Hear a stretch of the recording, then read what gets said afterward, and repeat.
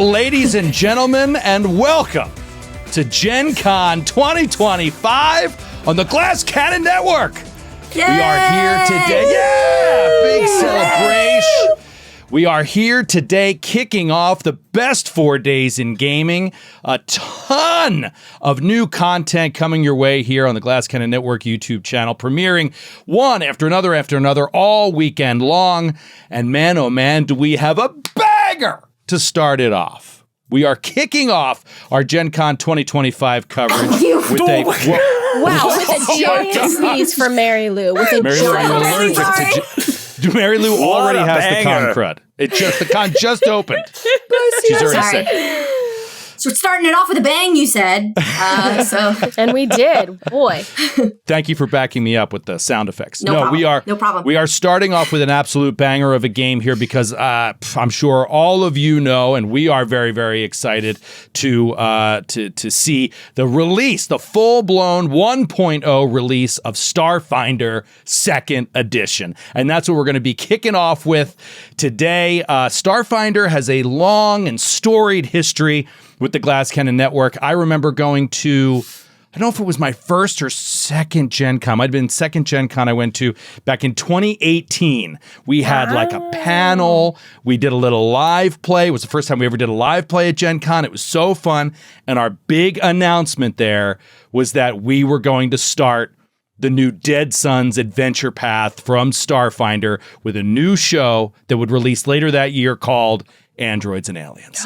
And heard of it. Talk about this one. I heard it. Obviously, Sydney was a big part of that show, and it went for a very long time and ended so long ago. And you can see all this time has passed. And now here we come around to the 2nd edition of Starfinder. I'm so excited to show it off to you today. I'm so thankful to Paizo for sponsoring this stream, for sponsoring our Gen Con coverage, our Gen Con experience. Good friends and partners for so long, Paizo. It's so great to have that kind of support in this business. And so, I'm going to gush about them. I'm going to gush about their game, and we're going to play an awesome science fiction story today. So first, let me introduce my players who I'm so excited and so happy to be able to sit and play with today. Starting off right here to my left, right? I don't even know what it is. Paula Deming is here. Whoa! Ladies and gentlemen, Paula Deming, who you're going to see all weekend long on all kinds of shows. Also, Sydney Amanuel is here with us, as I said earlier, a veteran of Androids and Aliens, of Starfinder, and of Pathfinder 2nd Edition on our main show, the Glass Cannon Podcast. Also with us, right around from Sydney, we have Mary Lou tonight, superstar. Mary Lou with the colorful shirt why is that shirt so familiar? I also have that shirt. Don't you have that exact shirt? That's what I was just going to say. We talked about it before you got on. That is a crazy shirt to also own. Yeah. But it makes sense. Isn't it insane? It makes sense. It's I amazing. love it on Mary Lou, and I'll always think of you now whenever I see it. We were trying to think of where Hold on, we got Mary Lou, it. there is an audio audience. Please describe to them. Yes. So the shirt, yeah. So it's this sort of like silky button down, but on the collar there's like snakes and eyeballs, and all up the front are moons with eyeballs and stars and sunbursts. It's a white shirt base, but then on top of the white is various green. There's like dragons and eyeballs. Really, the theme is like sun, stars, snake, dragon, eyeballs. Mostly eyeballs. Reptiles, eyeballs. And it looks like the suns are puking blue water. Is that? It looks like the front picture window of like a tarot card reader's report. Yes. So I actually got this shirt because somebody bought it for me as a costume in a show. I was playing a psychic. So this is what I wore when I played Psychic Steve. Done. And Sydney bought this shirt because she wanted it. Because I liked it. One is because she wanted to own it. One is a psychic and one just liked it. I stole it from the show because I wanted it. Yeah. So Sydney and I It's a good call. Good fashion choice. Yeah. Lastly, you heard the voice of Rob Kerkovich, ladies and gentlemen. Rob. Hey, guys. In the house. So I'm really, Rob, thanks for playing with us. I'm very excited to take these Pathfinder second edition veterans, Yes. Paula, Mary Lou, and Sydney, along into this new foray into Starfinder second edition, which has a lot in common, as you'll see. Rob is new to all of it. I mean, an RPG player for many, many, many years, long time, but just started dabbling in Pathfinder second edition in the last few months. We played together. It was awesome. We had a great time, but you're just getting started in the mechanics. So you're going to be representing, the noob in the crew, and we'll explain as we play. It's going to be great. I'm the audience's point of view in all of this. Yeah. You know what I mean? Yes, You're the exactly. companion to our Doctor Who. Exactly. Right? You're Yes. asking all the questions the audience wants to know. Yes. Perfectly- and I perfectly apologize in advance for messing everything up. So we'll see how we You're not going to Apology mess anything up. accepted. Thank you. In advance. I mean, you're going to be great. I'm gonna have a ball. I feel so safe right now. We want to create this safe space for you, of course, Rob, of course. Well, and then thank you to all of you that are watching live. Sorry if you're not at Gen Con and you can't be here. Sorry. We're sad that you can't be here with us. So this is what we want to do. We want to share with you our gaming experiences. We try out new games and some old favorites all weekend long. We got a huge slate of content coming behind this. But first and foremost, let's kick it off with one of our favorites, Starfinder. Getting back to this amazing, what I think, in my opinion, is probably one of the best science fantasy settings out there. And we're going to dabble in some of that tonight. Some mind-blowing stuff today that is really going to help give you a sense of how awesome and deep this setting is. So, I think I'll say off the bat, Rob, you should know you played a little bit of Pathfinder 2nd Edition. Starfinder 2nd Edition is an edition that is designed to interact seamlessly with Pathfinder 2e. So a lot of the base mechanics that you learned when we first played a few months ago are the same. You got the 3-action economy, you've got the reactions, you've got a lot of the same conditions, the way conditions interact and work. Yes, Paula. Could you pick Yelka up out of prehistoric Pathfinder setting and drop her somehow through some temporal accident into a Starfinder scenario? I believe so, yes. I think that the game makes it very, very easy to do stuff like that. Now, of course, Of course, in Starfinder 2e, you're going to find there are some conditions that don't exist in Pathfinder 2e, like glitching, which is awesome, by the way. You will find, obviously, gear, weaponry, tech gear, stim packs, right? That kind of stuff doesn't exist. But the way the engine feels, it seems like you could just as easily, Paula, take a futuristic, Vesk battle warrior or even a Vesk sniper or something like that, right? And have them travel back in time and play in Pathfinder 2e. Sure, their computer skill might not be very useful back there, but everything else mechanically is going to fit so that it would be pretty seamless. Your acrobatics, your athletics, your stealth, steel, all those things are going to fit in appropriately. So I have not played this full version of the game yet. This is my first foray into it. We did the play test last year, but this is now the full thing is out there, and we're going to take it out for a spin. So we're going to learn as we go. We're going to get really into some awesome narrative with a Starfinder Society scenario, which I'm very excited to share with you all. And we're just going to, take some time at points to look up a rule or read about it, if we need to. So that's what Gen Con is all about, right? You sit down with your friends, you get out a new game, and you demo it. You test it out. You see how it feels. You take it out for a spin.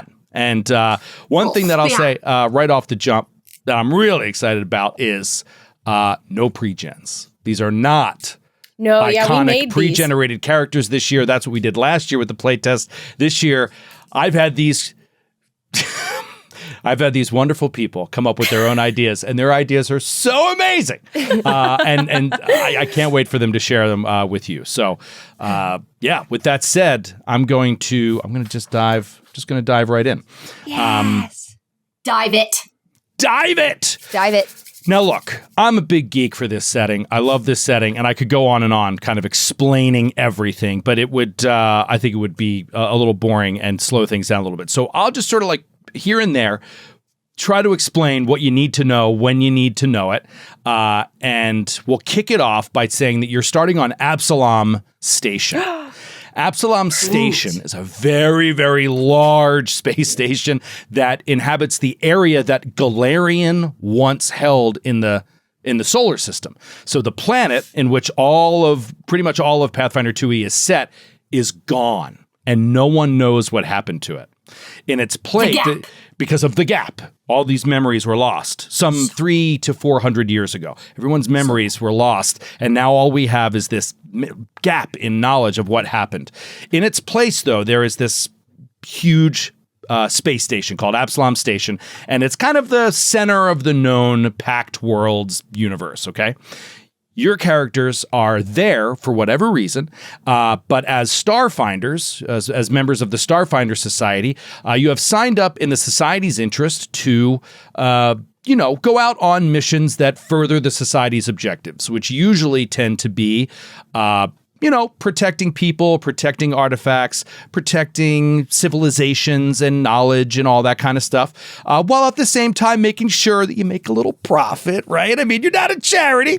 There is... My time is worth something. Exactly. One of the things I love about the Pathfinder Society, the Starfinder Society, is it's not about good and evil, and not everything is... it's not a whole crew of paladins going out to help people all the time. It's really about trying your best to be ethical people that are trying to stave off some of the worst the universe has to throw at people that can't defend themselves. So where Indiana Jones is in space. Bam. Yes. Indiana Jones is in space. Couldn't have said it better myself. It belongs in a museum. That is the tagline of our crew. That's right. Although the older I've gotten, the more I'm like, does it belong in a museum? Maybe don't steal shit from other countries. Maybe we actually just send it back to the place where it came from. Maybe just leave it there. I think that's our tagline. Maybe just give it back to the place where it came from. Yeah. That's our slogan. That's our slogan. You heard it here first. We find things and then we leave them there. That's right. We take some photos. Yep. Thrilling. We have proof we were there. We Insta it, and then we're out. A lot of Instagram stories. It's called, we learn some stuff. Yep. It's We called go, a wow, memory that souvenir. was cool. Yep. Yeah. We make some Memory memories. souvenir, yes. And we move on. Okay. Please Leave stop. only footprints. Please Take stop. only memories. Please be quiet. We have miles to go before we sleep. Let's go. Fair enough. We open on the Lore Spire complex within Absalom Station, this tall spire within the station where the Starfinder Society HQ is located. You'll be getting this particular mission from the HQ itself, and particularly a Damaya Lashunta named Venture Captain Arvin. A-R-V-I-N. Venture Captain Arvin. We're going to be using Foundry VTT. We love our Foundry VTT here at the GCN. And if you'll navigate over to there now, I can show you what you're looking at here with Venture Captain Arvin. Show two up, players. Arvin? Look at this handsome devil. What's up, brother? Look at this fella. Venture Captain Arvin. He's got these antennae because he's the whatchamacallit. Lashunta, yeah, the Lashunta. They've got these antennae. He's got a sweet mohawk of dark, like forest green hair, which looks awesome. Plus his again sort of forest green vest shirt. He's got little like kind of small pauldrons that are awesome. And cool he's holding out He's this tatted up. hologram pad that comes off of his wrist. He enters in the room while you're in there and says, "Starfinders, thank you for coming. So happy to see you." And he looks over your four faces and he's taken aback for a moment. He's like, "I've not seen you before. I don't know any of you." He looks over to the side. He looks down at his desk. He's like, "Apologies. When I have new recruits, I'm supposed to get paperwork that explains to me, who they are, what they're doing, what they're good at, etc., But I'm going to have a word with my intern. In the meantime, I'm sure that you're fully qualified for this mission. It is very close, a personal mission to my heart, and I want to make sure here that we understand each other, that we understand how important this is going to be, and possibly dangerous." Gives you this you sort can of trust dramatic us. look. You can say trust that? us. Yes. Okay. What do we see, Paula? What do we look at when this character says you can trust us? You see stepping forward to make sure that Venture Captain Arvin feels well taken care of. You see an android, metallic body, bright silver with a tinge of blue, and occasionally, perhaps not in this moment, but occasionally you might see that they have circuitry just underneath the surface that will sometimes glow a bright green. They have a fully smooth head and strapped on just weapons. strapped on. Loaded with weapons, I just should. loaded down. Just a walking arsenal. Just a walking with arsenal. Weapons, yeah. And what is your name? Hello, I am Omen 11. It is so Omen nice 11. to meet you. Yes, I remember. I've heard of you. Excellent. Oh, this is good. We're going to need an operative on this one. That is Excellent. wonderful. Yes. You can count perhaps on yes, us. perhaps yes, you're right. We should introduce ourselves. I am Venture Captain Arvin. I oversee the facility here at the Lore Spire Complex. You, what's your name? Robbie points to your character. Mm-hmm. What do we see?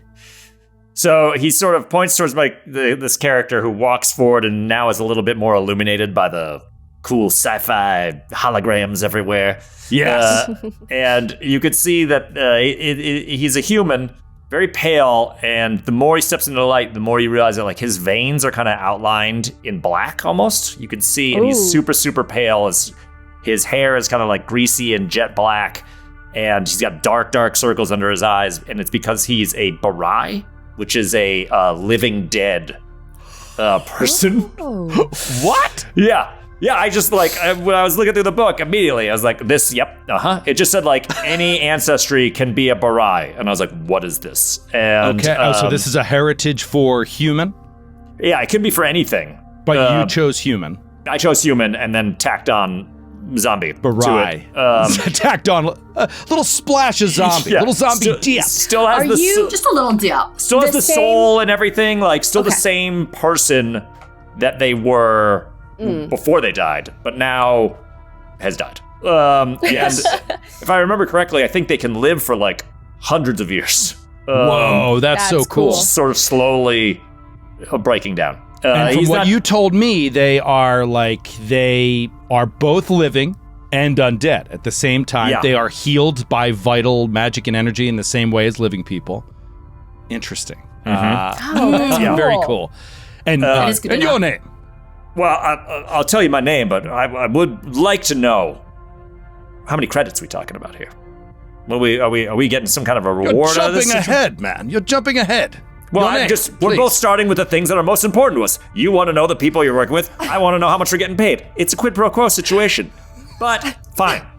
My name is Boz Lee, and Thank you, boss. Pleasure to meet you. And you. Oh, okay, I just had And other he things. turns.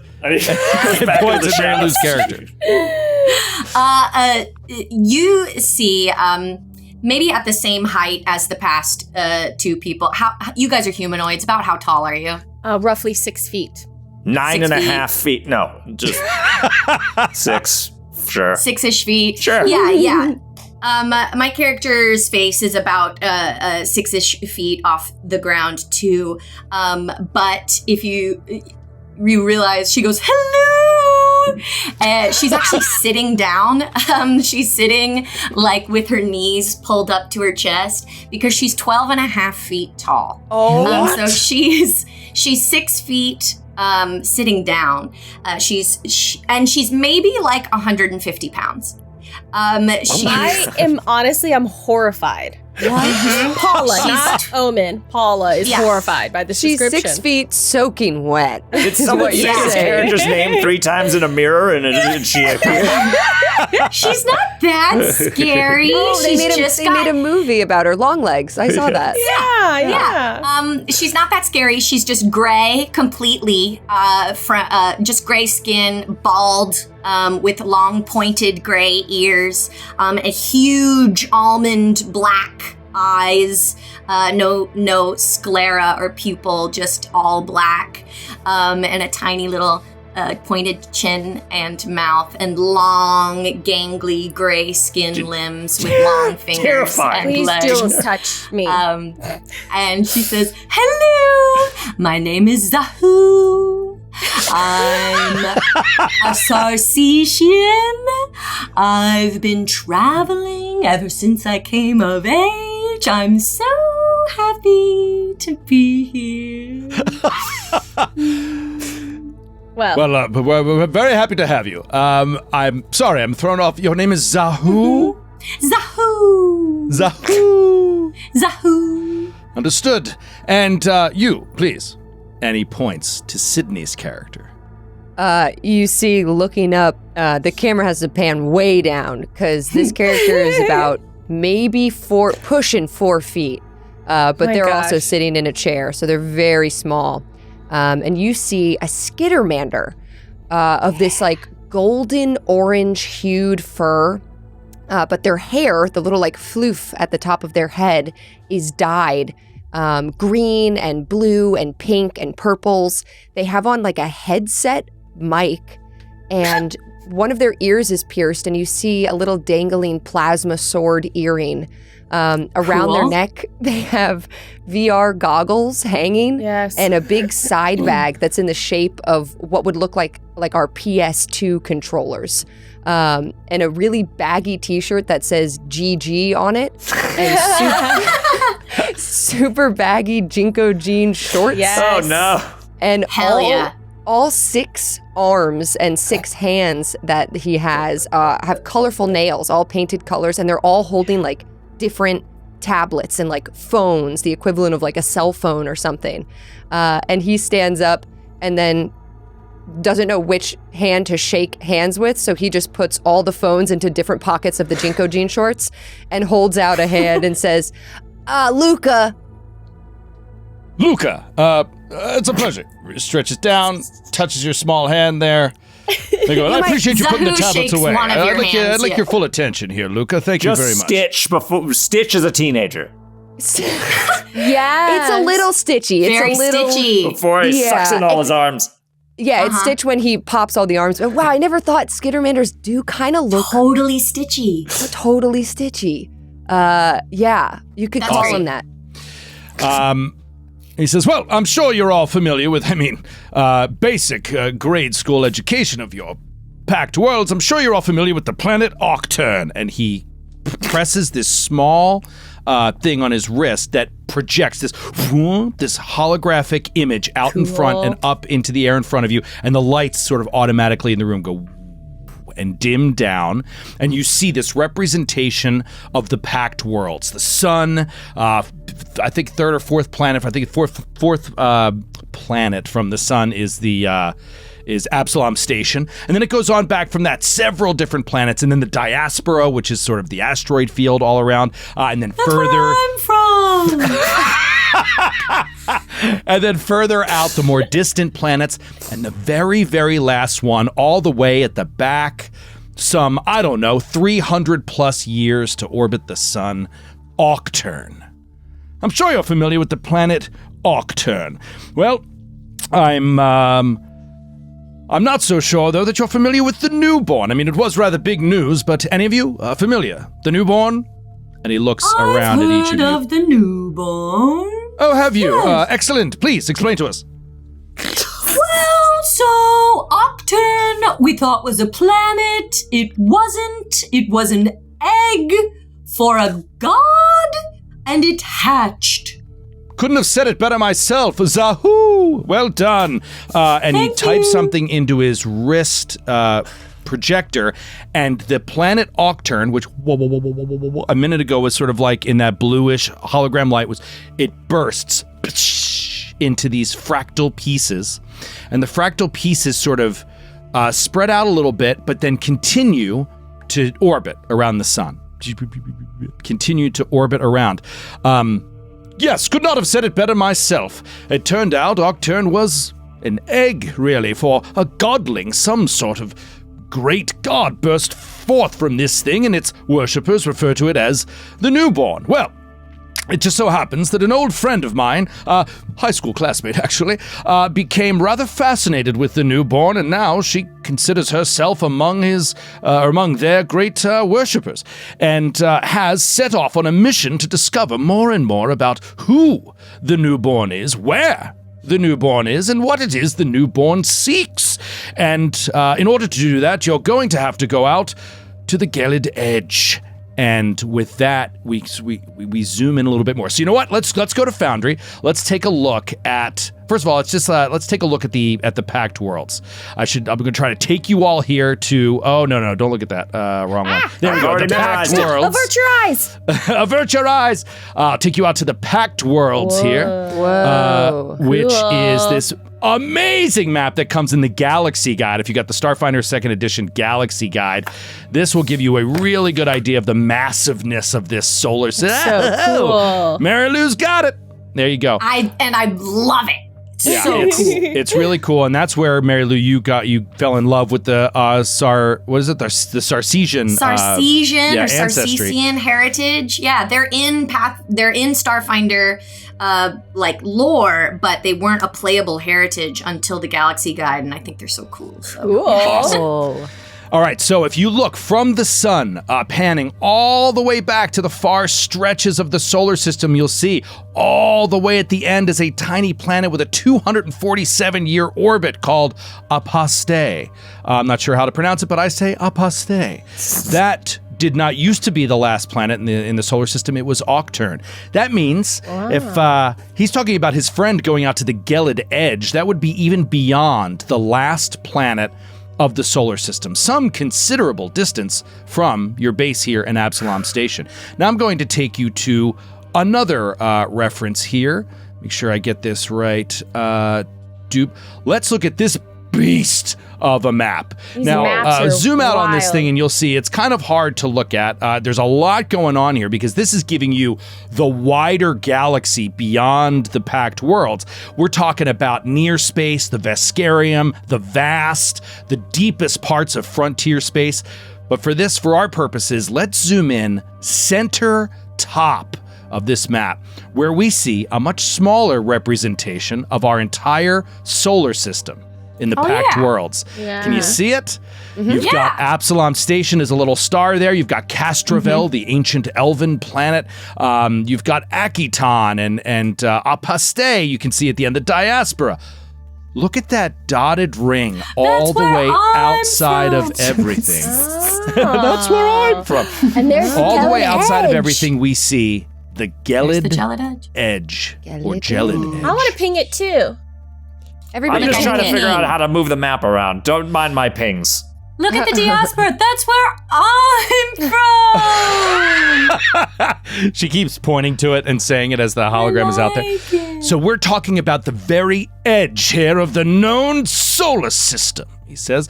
Dramatically, it is the furthest thing within our solar system that still is able to orbit around our sun. Well, as you can probably imagine, it's not every day that a new god bursts forth from what one thinks is a planet and then suddenly gets all of these worshippers that are eager to discover what exactly it is that's happening here. But my good friend set out there quite some time ago and set up a science research facility here in the Gelid Edge called the Dreamlink Laboratory. The Dreamlink Laboratory, and she's been going about her business quite without me knowing even, but then suddenly reached out rather recently and said she needed some help. She had some interesting idea, something she found she thought could, advance her studies in an interesting way, but she does not have the field experience necessary to gather the raw materials needed to complete the experiment. So she reached out. She said, "Is this something the Starfinder Society could help me out with?" And I said, "Of course! Of course! That's what we are here for. Excellently trained field agents that know how to go out into dangerous situations at the far edges of space and bring our friends what they need to advance our knowledge of the universe as a whole." He's giving this very impassioned speech. He says, "Your mission is twofold. The first part of it is what I can give you, and it's rather clear." And he lifts up this small metal case. It seems very solidly built, 3 clasps on top and hard metal edges all around the side with a handle. And clunks this thing down on a table in front of him. He says, "First thing I'd like you to bring to my friend Arta a token of our good faith. Within this box is contained a piece of the actual crust of Arcturn, taken only mere hours before the planet exploded. It is a very rare and precious item within the Starfinder Society vaults. If we give it to her for her research, or just as a gift, as a trophy of sorts, I'm sure she'll see that we at the Starfinder Society are committed to making a long-lasting relationship with Dream Link Laboratories, because we need to know, right?" Sir.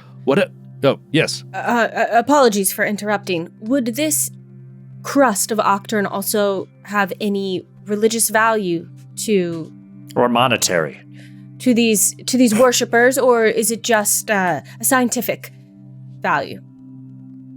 Or monetary. They are both the same, or can be, can they not? I believe that her pursuits are extremely scientific, but she does so in the pursuit of a certain theology. In her mind, they are one and the same. So perhaps, yes, testing this crust, running it through scientific experiments might be something she does. Or she may just consider it to be a relic, to be cherished. I'm not sure. In either case, it's a gift, a sign, a token of our mutual respect for one another as organizations. So, I ask you to deliver this to her with my compliments and my best wishes for her research. Now, the second part of your mission is to, I can't really say exactly what it's going to be, do whatever she asks. Could be a little bit risky. I'm sure that she's going to need you to go into the field out there and gather some sort of, I don't know, raw material, something that she says she needs for her experiment that is too dangerous for her scientists to get alone. So, with that in mind, I think you go out there, do what she needs, help her out, and give her this token. Come back here, and depending on what you find out there, I know that she will be most willing to accommodate us and make sure that we are paid for our time, all right, my friend. And he looks down at Bosley and says, "Don't worry, Boz. There is not a Starfinder mission that goes out there that does not come back with exactly what they deserve." That's great. That's great. I mean, obviously, I want to help the galaxy and Baby God or whatever you were talking about. We'll figure it out. I do it for the memories. Well, it's very interesting you should say that. One of the Dream Link Laboratories, one of their primary purposes, from what I understand, is to try to discover the memories of a god. Very interesting, very mind-blowing stuff. But I'm sure that you are the kind of person that could be perfect for this. So yes, I will, I was going to berate my intern and probably fire them, but now I think that they've put together a rather good team for this. As I look around the room here, we've got people who have their priorities in order, and he looks over at, Omen 11, looks over to Omen 11, and who are well armed enough to take care of what needs to be taken care of at the far edge of the solar system. Yes, you look confused. What's your name again? I forgot already. Luca Bazooka. Yes. Yeah, Luca Bazooka. I'm sorry. Did you say it's Luca Bazooka? Yeah, that's my gamer tag. Oh. So there's an underscore between Luca and Bazooka. No, you don't allow special characters, so you just have to make it one word. Oh, okay. Okay. Do you get special capitalization? Nope. Oh, okay. Yeah, no caps. Please, you have a question. Yes, please. I have another meeting, so if you could, please. I want to know more about how the name is spelled. I want to really picture it in my mind. Is it with zeros, digits instead We're of talking about it on your journey. I've got a lot to do. Yes, I was just wondering, how much XP could I expect to get from this? Because I'm supposed to level up pretty soon. XP? I'm sorry, I don't know what you're talking about. You know what? That's on me. Never mind. That's from a different place. Yeah. Sort of my thing. I get sucked into video games, different realities and stuff, and I get pretty confused sometimes. But this one, we don't have XP, is what you're saying. Well, not yet. It is working on a very meta level, what you're doing Never right heard now. those letters put together before. Sorry, I can't help you. Perhaps... Yes, I don't think it's going to be necessary in this particular situation, whatever this X and P We is. will, of course, get life experience, which is almost like XP. Which we theoretically could use to unlock new skills and abilities. Oh, these guys get Yes, it. This is going to exactly. be awesome. All right, cool. Thanks, dude. And he goes to dap up the Lashunta man. I'm sorry, what are you doing? I'm sorry. Kind of slaps his wet fish hand. Oh, all right. Pound it. I'll do it. I'll do a different one of your arms. Oh, yeah, he pounds you from the side. He taps you up and gives you a pound. Fun. I've got a ship for you standing by at Bay 9C. You'll find the Zephyr Blue is currently being cleaned from a former mission. We won't discuss what happened there, but it should be in good shape and ready for you to take out and refueled and ready to go as soon as you are ready. One of you can pilot a ship, yes, I would assume. I mean, we don't put a team together without a pilot. I mean, we're in Is there a pilot space, among- right? Ooh, I could pilot. Excellent. I could pilot. The ship I is also ready. could do The some ship I is can ready to pilot. go. Hey, check it out. I can pilot too. I just found out.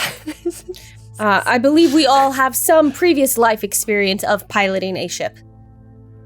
I'm sorry, did you say you just found out you could pilot? I just remembered. Yeah. I kind of looked through what I like to call the sheets, the character sheets in my mind. And I kind of flipped through them really quick. And I was like, oh, right, I forgot I could. See, this is the thing. When you're a living dead, the memories come in fragments.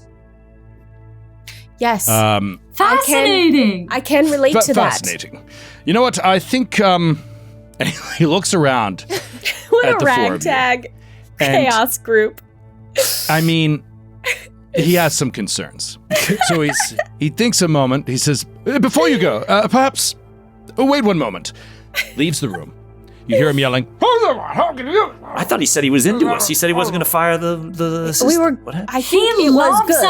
us. This Well- is great. He comes back in and he's got things in his hands. He walks. You're already playing another video game? Are you back in the room? Are you back in the room? Sorry. And he takes off his VR goggles, puts his controller It's a back. walking MTV He comes back in the commercial room. from 1992. He comes back in the room and he gives each one of you a med patch. Hey, all right. Oh, wonderful. Sick. I think you should probably take these. Keep them close.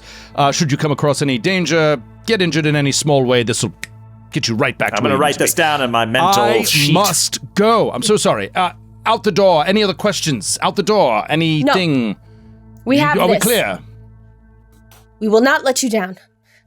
Excellent. I love hearing that. You're so serious. I love it. And I don't mean to be. I just don't know how to express emotion, really. good luck. Okay, goodbye. See you at the That'd one be like a shot. regular joke. And he goes, let's cut forward to you guys leaving. I don't really think we're not You going to don't do want any sort of like the role play of us walking from here to the ship. Is that a Nope. space tavern? Shopping. miles to go before we sleep. You will not Shopping. be going shopping. Your character creation was your shopping. So there you go. Yeah. You're done. Okay, Joe. fine. Yes. Question. I did not write down. What was the name of the woman who were meant to help? Arta. Arta. A-R-T-A. Arta. Thank you. My friend Arta. Yes, she's a researcher I studying. wrote down many other newborn. things that are probably not important, like how we were in the lore spire complex. Probably didn't need to jot that one down, but I missed the important thing of the character name. It is You know what I actually didn't funny. miss I think was a lot of Joe's- times people have, and I do this, they have a tendency to be eager at the beginning of a very long session and write down everything, and a lot of which doesn't matter. And then in the middle of the session, when things are really important, they're just tired and not writing anything down anymore and not paying attention. I'm excited Let's to see. get to that point.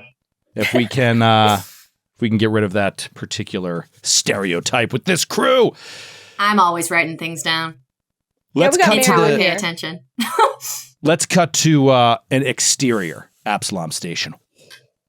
We see the station from space, and then out of Shuttleport 9C, we see this Nice. small vessel goes shooting out from the station. It does like a little zoom in effect, like Battlestar Galactica. Zoom Oh, in on the yeah, ship, yeah, yeah. and we just see it coasting out and getting a safe distance away from Absalom Station before it enters the drift. The drift. Cue the Vangelis soundtrack.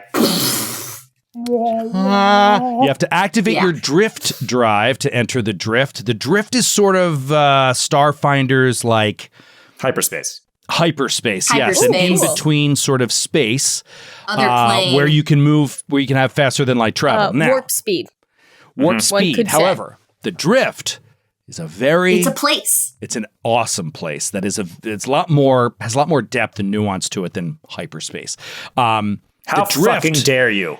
The drift, to put it briefly, can have entire things trapped within it.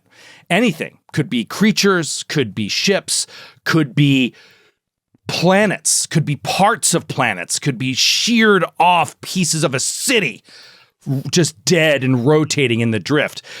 Whenever people use the drift takes a part of reality, known reality, randomly and enters it into the drift.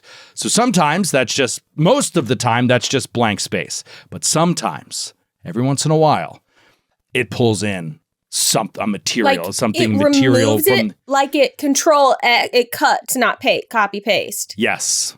So But you into the drift. into the drift, and then it's trapped there forever. So it would be literally, you could be in the drift, and you could see like the Chrysler building and 4 blocks east of it, all just like floating in the drift. Then That kind of like is a Gatorade freaky. bottle. Just floating. I don't know if it gets that minute, but you know what? Why not?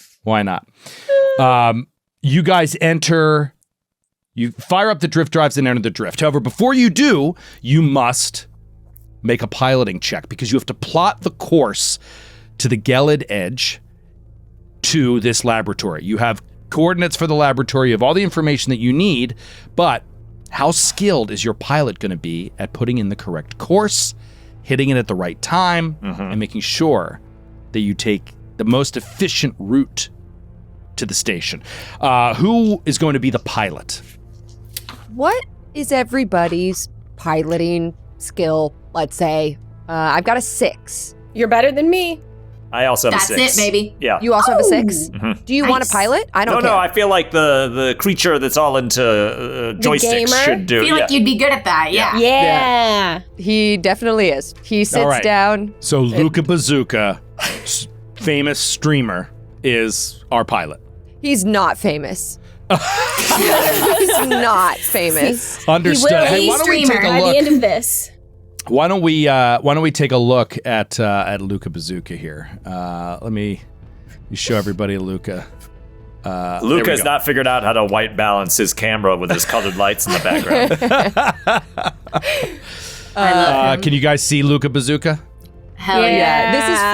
This is from the new 2nd edition book. I just love the way this character looked. Obviously, I took the initial idea and ran with it, but I think this one is more like a pop star. Like you can be like an idol too My as a God. background.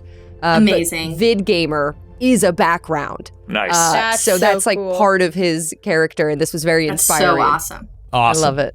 All right, so he's clacking away, putting in the plotting the course. Give me the result of your roll, please. Piloting. Yes. Boz is like, Roll of "First Starfinder 2E. Let's go. 23. Yes! Oh my god! we're getting to our 17. destination. You see him, his 6 arms are doing a million things, and he's just like mumbling. He's like, it's just like Flight Simulator. And just puts it in, and then I assume he does a good job. 23? Yep, 23 level is a 2. success. You kind of see Boz's face like enter frame like from behind, and just like, is this the first time you've flown an actual ship? Yeah, why? And then you see his head just goes back. As we're going, Zahu sits with all of you guys and maybe like gathers Boz and Omen 11 by the pilot's seat and goes, Can we do a trust building exercise to get to know each other? Yes. Let me just clarify here. This is, you've shot into the drift. yeah. You do not know how long it will take you to get to your destination. It can take days. like several days or one day. The ship It's usually won't tell you that? It's just sort of a surprise when you get there? Yes, you Whoa. never really know how long it's going to take, even with a perfectly plotted course. The drift is not actual space. It can't be measured. And so I roll how long it's going to take you. Oh my gosh. And I'll tell you it takes a minimum of 1 day. So as you go into the drift, the day begins, and now you are in the drift day 1. And then you I'd say like this. to start our day with a little exercise, a little trust-building exercise. Can everybody just say, like, their favorite color? I was just going to put my toiletries in the bathroom, but yeah, No, okay. This is an acceptable way to help pass this time. Yes, a favorite color. Okay. My name is Zahu. I'm from the diaspora, and my favorite color is rainbow. That is more than one color, Zahu. Yes, but sometimes, there you can see every color at once when you're in the vacuum of space and light reflects off of an energy shield, and that's my favorite color. That's awesome. I'm going to now bring up Zahu. Yes. It's a great time. Let's And take a look at Zahu. an Yes. image of a Sarcesian. Oh my gosh, I Yeah. love it. It's This is one so of the- cool. How What is cool Zahu? is What that? is Zahu wearing in your mind, So- Mary Lou?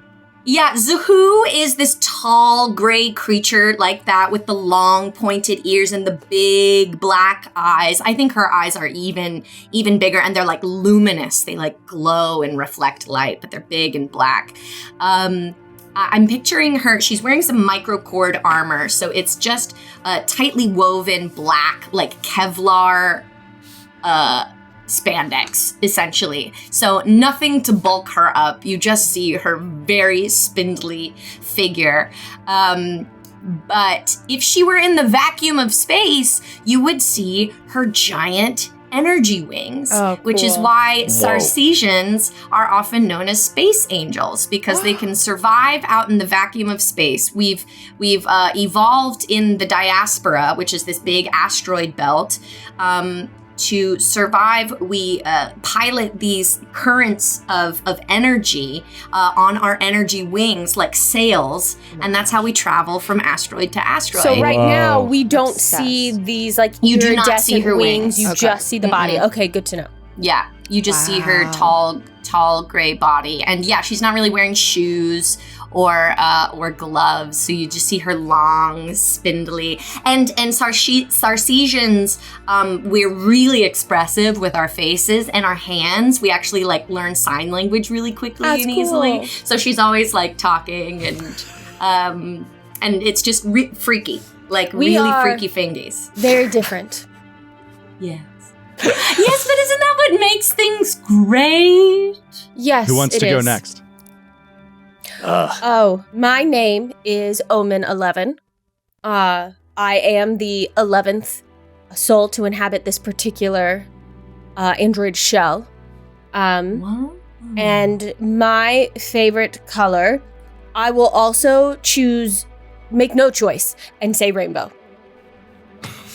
Great choice! That's my favorite color! Thank you. I feel like we should say rainbow now too, right? Like, should we all say rainbow? If you want to. Whatever gets the conversation done faster. So conflicted. This My is- true favorite color is pink, like the shrimp crisps that I really like eating. If you guys had them, and he shows the key to the spaceship already has a keychain on it that's like a mini bag of shrimp crisps. like Funyuns, but they're Yeah. Fantastic! It's just like this, and you almost pulls it out. Oh, no. No, wait, no, shouldn't no, do no, that. don't. I put it in. It's not, it's just like that. It's like that kind of pink. Thank you. Then pink! Say pink! Pink. Okay. Yes, Good be true choice. to yourself. I Luca. like black. I just think black goes with everything. You know what I mean? Great choice! The opposite of rainbow! Oh, great. Yep. Good point. That's pretty thematic. That's great, you guys! Now, have we spent 10 minutes, do we think, doing this exercise? Oh, yeah. there's a Or a mechanical. whole day. She Oh, you had got a something up your mechanical sleeves. plan. Yeah, you feel something after 10 minutes. Wow. You feel like we're all bonded to each other now, and you can feel the mystic bond, which we always know the general distance and direction and HP of one another. And we know if we're conscious, unconscious, dying, or dead. Does this last always or for a certain amount of time? Actually, it doesn't work across planes. Yeah, this is always. So we feel it in the drift right now because we're all in the drift. But if one of us was not in the drift, they would poof, vanish. This is exactly like how we all Mystic felt bond. at the Vegas retreat. Exactly. Yes. We knew where we all were. We knew whether we were living At or all dead. We times. knew our Yep. physical property. Yes. Yeah. Yeah. Just like Omen? the Vegas retreat, I can tell who's hungover immediately. Exactly. Yeah, and we don't even need to have a group chat to That's so get it funny. We done. just know It's it. just We'll you find just out have which the sense elevator in your we're mind. on. Speaking of, I think Luca also he's like, wow, yeah, that's like such a cool, like I feel like I hear your heartbeat in my ears. Wait, speaking of, and he flips down his little headset mic, do you all have comm units?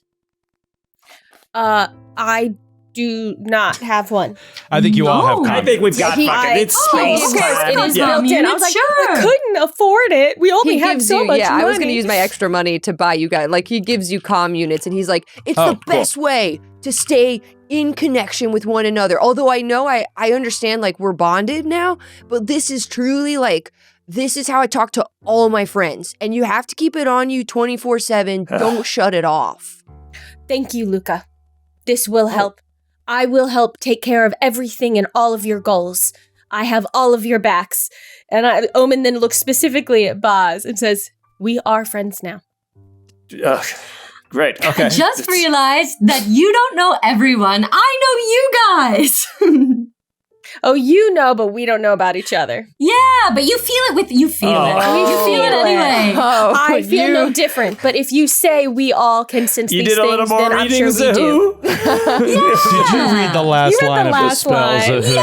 Yeah, I did. Hold on, let me keep reading, but you guys keep talking. It's a great instinct. I think I have placebo effect. I'm like, I think I can hear all your thoughts. I think it's working. I think that's just hear the your trick, thoughts. Chris. What am I thinking? What number am I thinking of? 6. No! Oh, but that was really close. Was it 7? No, it was 4. I'm gonna head back to my quarters, or just figure out which are my quarters. Okay, I'll know where you are. Bye. Don't have any doubt about that. Goodbye. Good night. It goes off. Walking away, we see Bosley. Let's take a look at Boz. Boz, a little bit of a tough customer. Ooh. Oh, yeah. A little bit of mysterious look here. Mhm. Grumpy. Yes. Grumpy. He has goals, I know, and I will help him achieve them.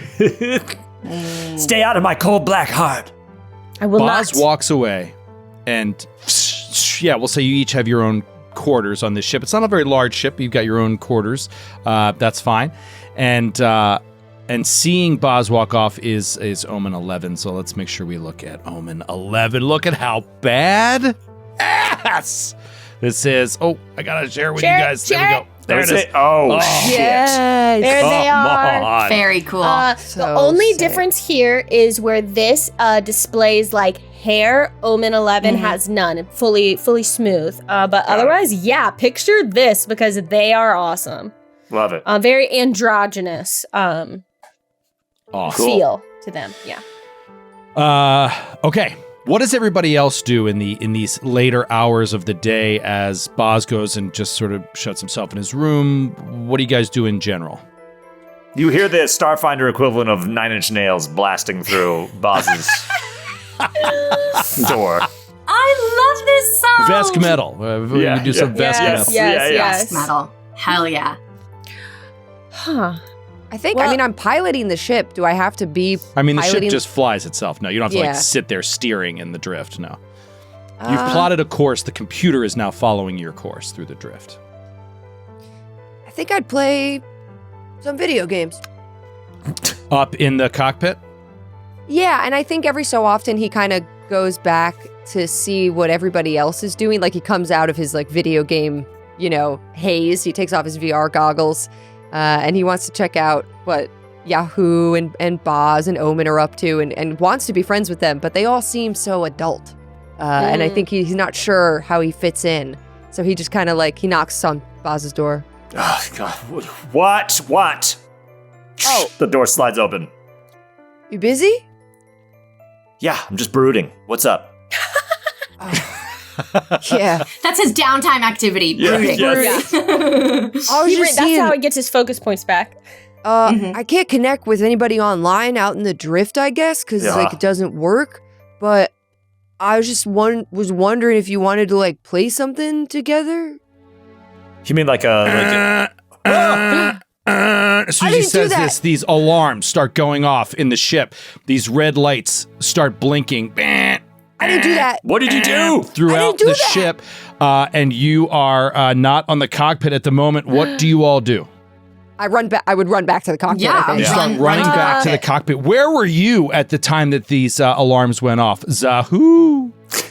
If we had a communal area, that's where I would have been. Just waiting for people to you have hang out. like a little communal sitting area where you eat, take your food, that kind of thing. Just simple table, a couple benches. So you're sitting in there. What about Omen 11? I was just setting my battery packs for my firearms to charge. So you're in your quarters. So I would have been in my quarters, yes. And then thinking about trying to seek out others once I had done that. But in this moment, I would be in my quarters. Okay. All of you hear these alarms go off. You can tell me what you do in a second, but first, let's go with Luca Bazooka. Luca Bazooka starts running, skittering back up towards the bridge. As you get up to the bridge, you can see these red alerts are coming out from 3 different screen readouts on the front of your ship. As you get up there, you run up, and then we can see the words blinking red across the screen, and now we can hear sort of like a slightly low muffled voice that you can only hear within the cockpit. And it's saying, proximity warning, proximity warning, proximity warning. Oh, shoot! He's going to turn off the auto thing, assuming we're going to crash into something. Boom, you shut down the auto drift, but you are still, your inertia is still carrying you through the drift, and you can see out the front window of your craft a black hole in space, not a capital B, capital H. You see so many stars, so much, so many stars are invisible because there's some gigantic thing that is backlit that you can't see, that is just, you're heading right into, unless you make a course diversion right now. Yeah, I'm going to flip the thrusters and try to just propel in a different angle, whatever's fastest. Can Boz, is it like the Millennium Falcon? Is there another steering wheel? Can Boz get co-pilot, help out? Yeah. Sure. All right. So you run up there, and Boz, we see Boz slap down into a seat next to you, starts flipping some switches. Give me a piloting check, Boz, and DC 20. To aid your pal here. The other 2 of you give me a reflex save as the ship suddenly lurches in an unexpected direction.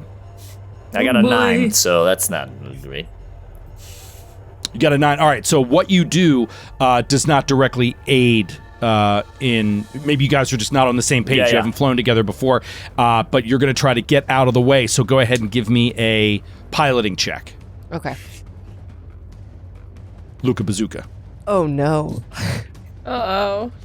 11? That's really different from the first one, Luca. Okay. I mean, it's a giant thing in front of you. You can kind of see what's coming, and you just start diverting course out of the way, and you are successful in just edging it enough that it's not going to crash directly into it. And what are the results of the reflex saves? Give me Zahoo.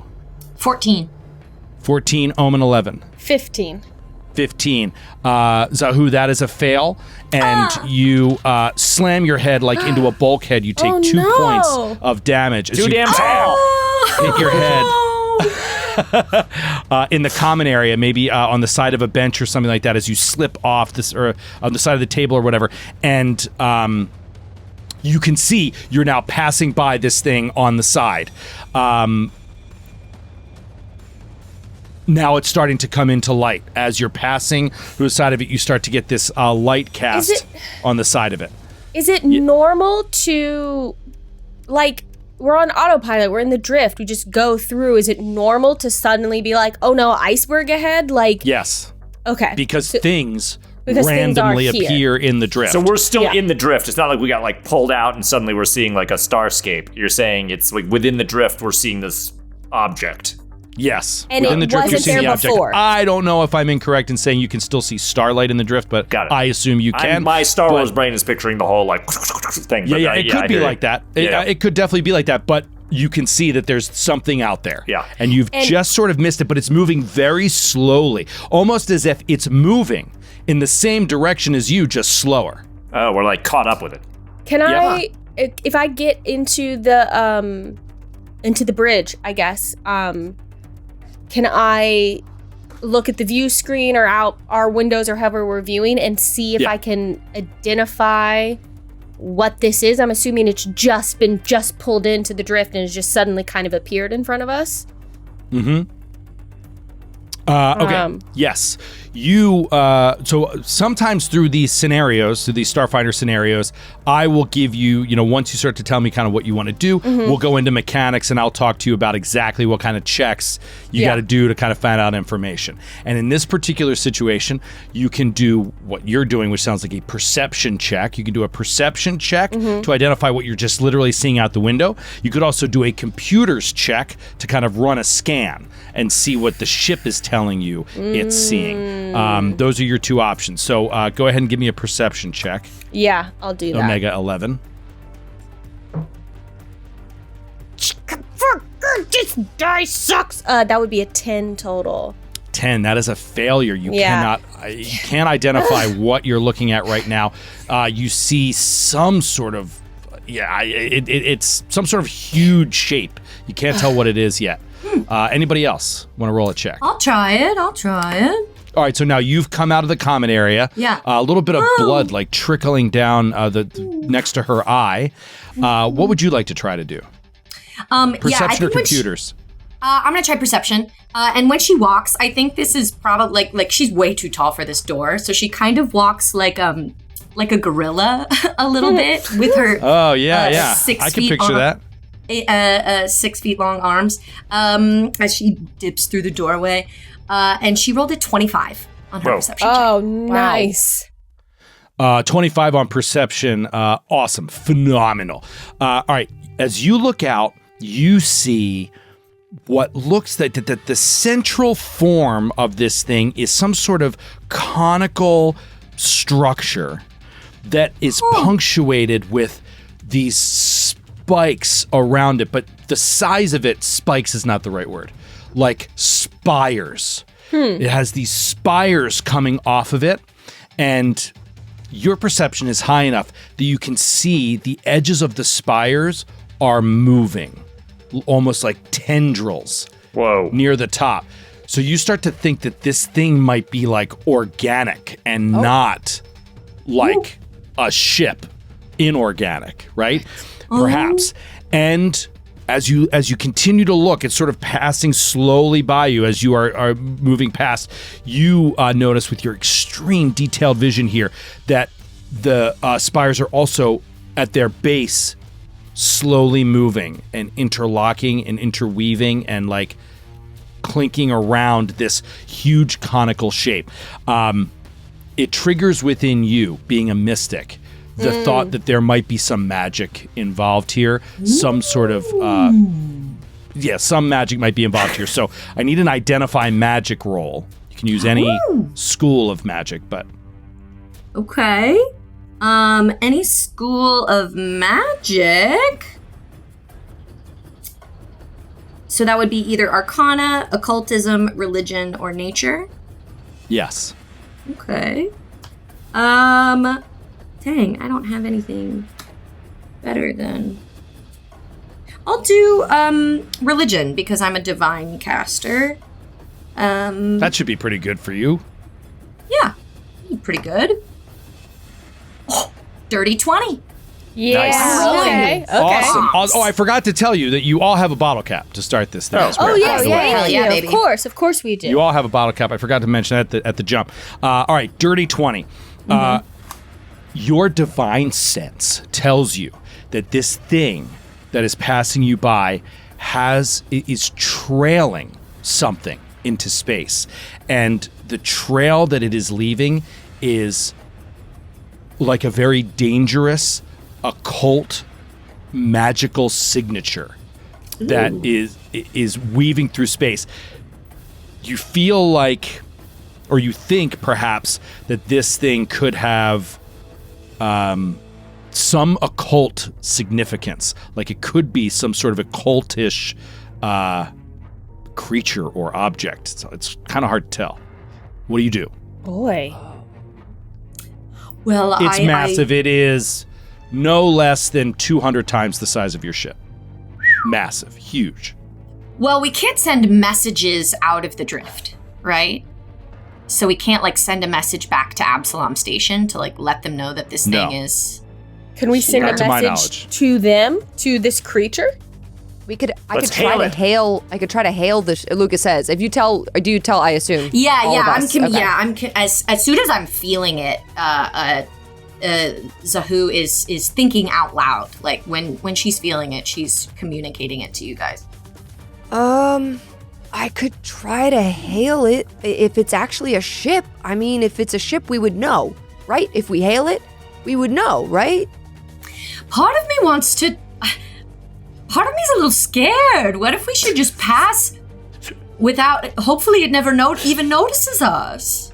I do not think that is the Starfinder Society way. Boz, You're like so right. Boz is peering out the viewport a little bit more. Joe, I've got some occultism. Is that like a check I can make? Sure. Now that we know it's specifically We occult. see Boz sort of like puts a hand on maybe a side viewport. He's looking closer at this thing with rolling occultism. That's a 13. 13. You look out at this thing.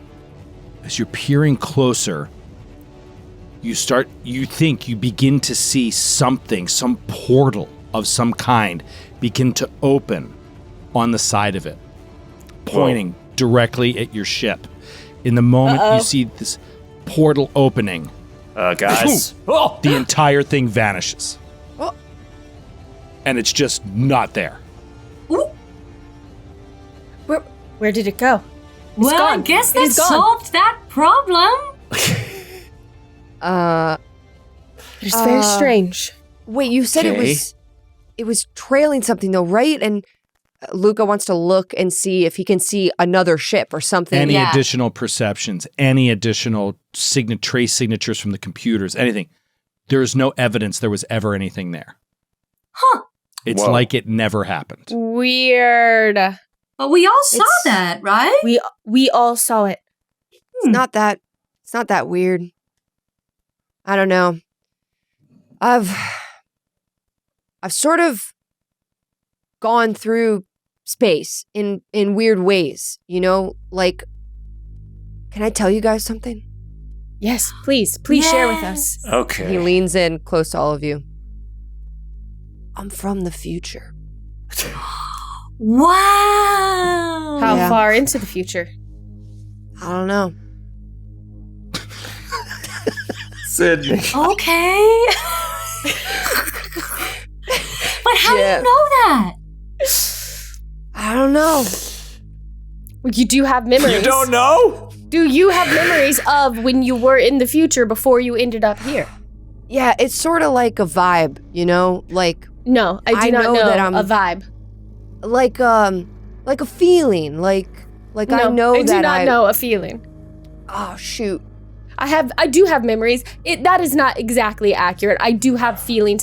They don't express outwardly the way they do for others. Sometimes But I do, of course, feel. Sometimes I know stuff before it's gonna happen. Are we still friends in the future? Yeah. Yeah. Insight. I wanna sense motive, or is he lying? Are we still friends in the future? Roll. Roll a perception on me. Against your will DC. Against my it will was an DC. 8. I fully believe you. Yes, you do mean that. You mean that, I think. Joe, and Luca's not lying. Luca has had weird time stuff. He doesn't know how to explain it. Like, he thinks it's like a video game. Like, he thinks life is like a video game because of how weird stuff gets for him. It's like totally screwy. I'd like to do an occultism roll to see if he can have any understanding of how a ship blips out. Ooh. I'll save you the roll. No. Okay. Like, there's no one way a ship blips out. There's not really, and there's no evidence here to explain why this happened to this one. It's it could be anything from it triggered something to travel or change course or leave the drift. It could be it just happened to arrive at its destination and zapped out of the drift. It could be it never existed in the first place, and it was some sort of shared hallucination within the drift. I do not accept that as our reality. It's possible. So there you go. Well, Joe, was the portal that opened up, was it like, it looked like a hatch opening, or did it look like an organic, like, Or like a mouth. like a blowhole or something? It kind of looked like a hatch opening. Okay. so it looked like a ship. So weird. Yeah. This is some Mobius shit. I think Perhaps we can ask Arda when we land at the Dreamlink laboratory. Yes. And Very strange. we'll wash through the rest of that day. And we'll come to day 2. You make a note to discuss, let's call it this anomaly. That's a great sci-fi word for something That's you a don't good, understand, you right? always throw out anomaly. Let's discuss this anomaly with Arta when we arrive. Make a note of that. Also gonna make a note of Luca just casually dropping that he's from the future. Yeah, and then how do you know? How? When? I just I don't know. man. I don't Just know. know, man. Doesn't know. Can't tell you. And I thought my existence was strange. And yet here I am surrounded by an undead and a gray stretched out piece of chewing gum and a vid gamer from the future. Yes, it is you. Gum. Yes, I am narrating my That's thoughts just out like loud. me. Okay, day 2. As you're moving along in day 2, getting to know each other a little bit better, I'm sure that Zahu is keeping all of you chatty and friendly. We're playing the license plate game. We're playing, the green glass door. Never have I ever. Yeah. We're playing, I see something brown, and it's always like an asteroid, and it's like, yeah. Yeah. I see something gray. It's me. An asteroid? Yeah. Is it Zahu? Yeah, it's a Stretched out piece of chewing gum. Yeah, that's so fun. We'll say that Luca is slouching in the pilot's chair with a personal vid game device and just cranking away on an offline platformer, trying to get a new high score. Boom. You're doing your thing, and suddenly you see a sign, you see a notification come up on your monitor. It's like incoming transmission. Incoming transmission. I dismiss it. Thanks for joining us on this one shot, everybody. Okay. Amazing. You disregard the transmission. Day 3. No. There's cool. I guess the scenario's over. Thanks, everyone. We'll say Luca pulls down maybe headphones and presses this button, and this sort of scratchy sound comes through, and you hear, "This is an automated emergency message from the Dreamlink laboratory. Oh no, I We knew it! require urgent assistance. Navigation information encoded. This is an automated emergency message from the Dreamlink laboratory.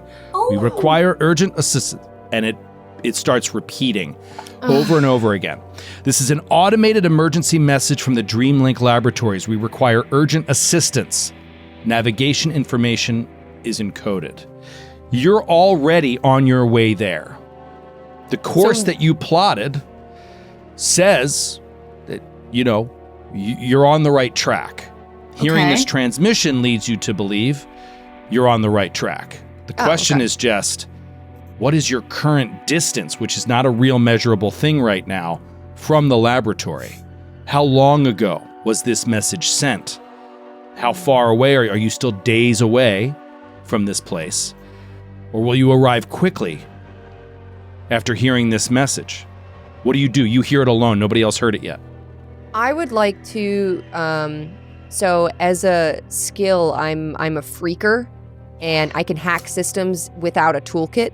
And I think he tries to look in the encoded information of the message to determine a send date or anything with a timestamp, because most likely that exists in the metadata.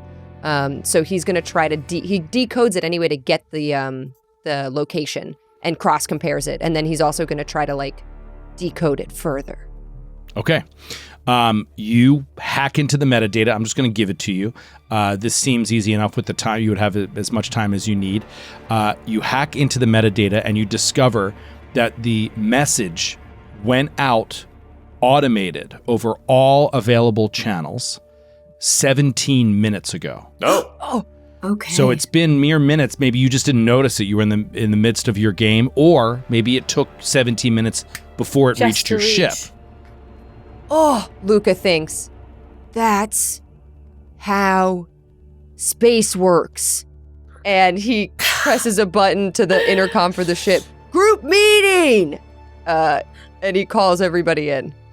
Great. I think Zahu comes crawling in. I love group meetings.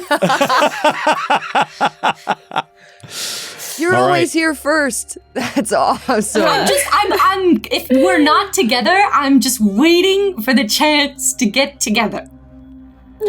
Omen 11 will come in shortly after that, ready, maybe even with a weapon of some sort, because you just think, I think they've been a little freaked out since they saw this thing and maybe have been carrying their, rotating pistol staying around with armed them at all times, just in sleeping case. with a gun under their pillow. Yeah. Smart.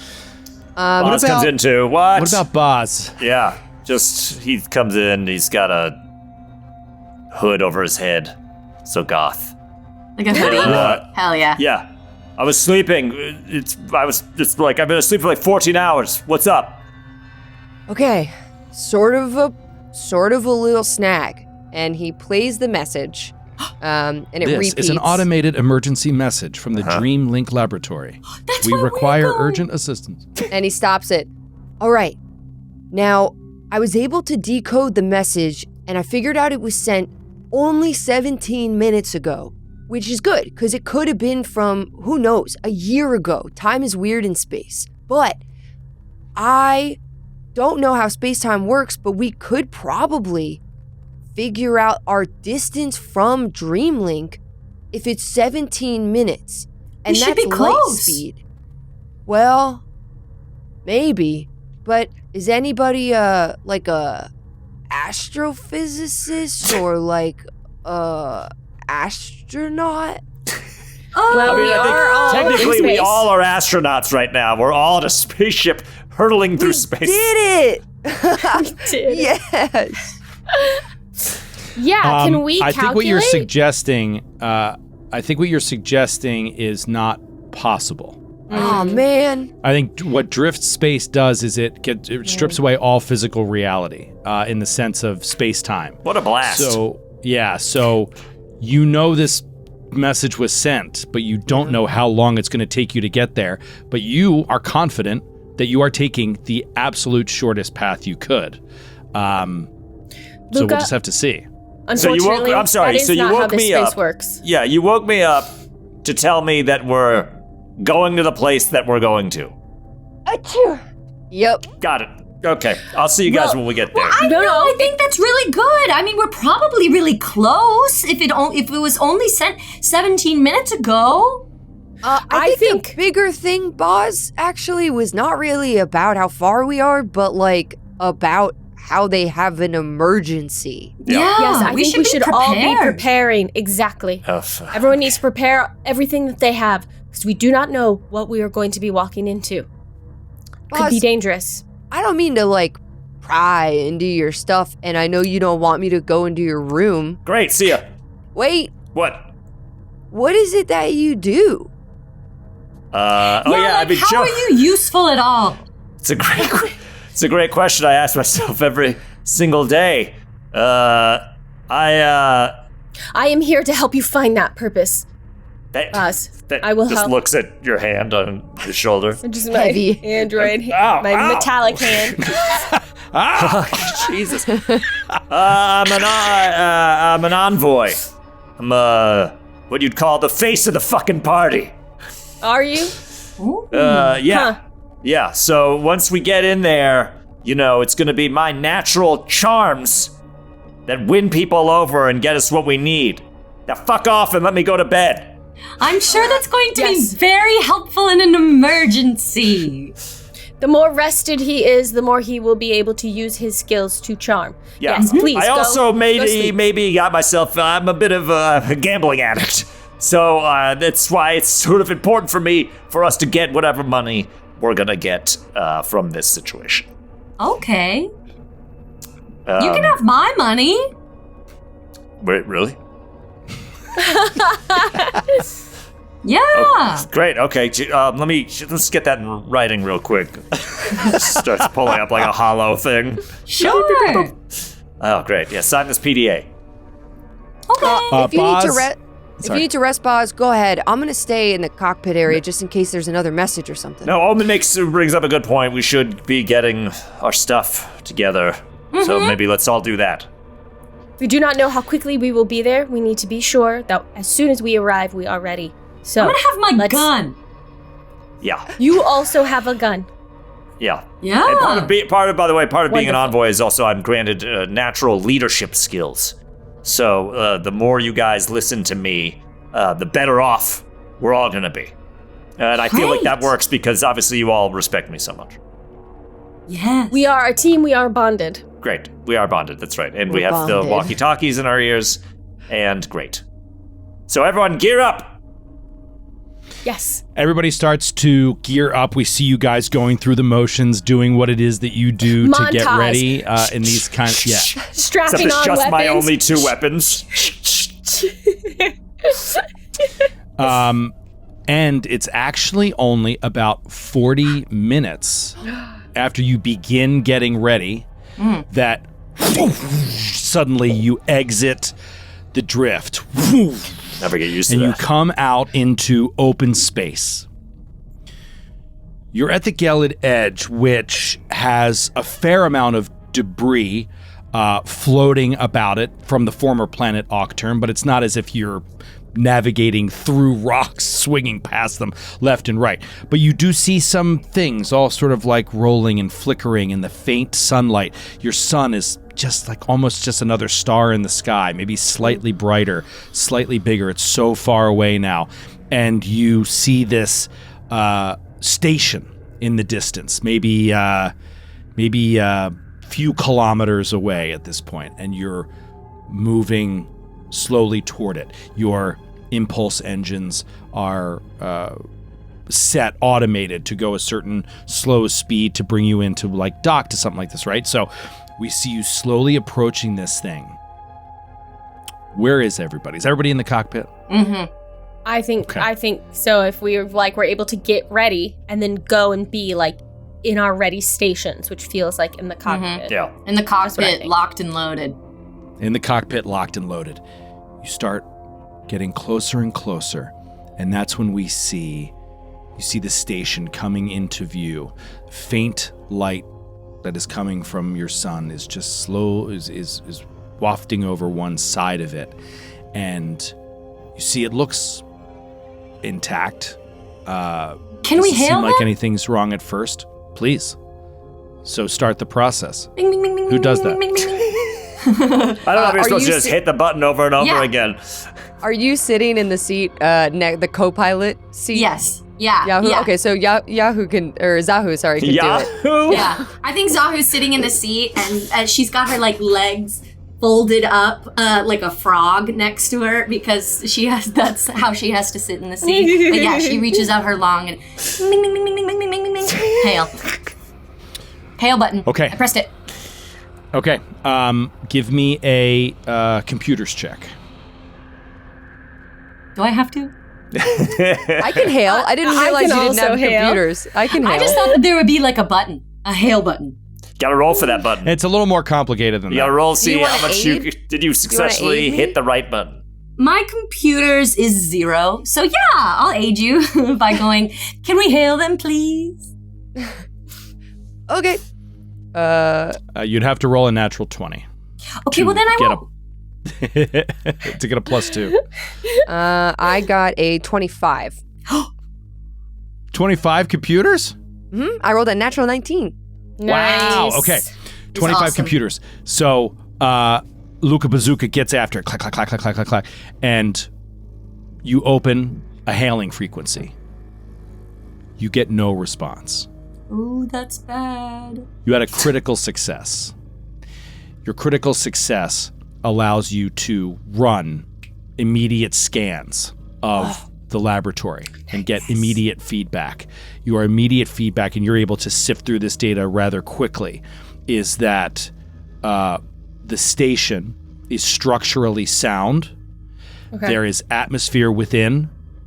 Artificial gravity systems appear to be working. Power appears to be on. Life support appears to be on. And there are life signs inside the laboratory.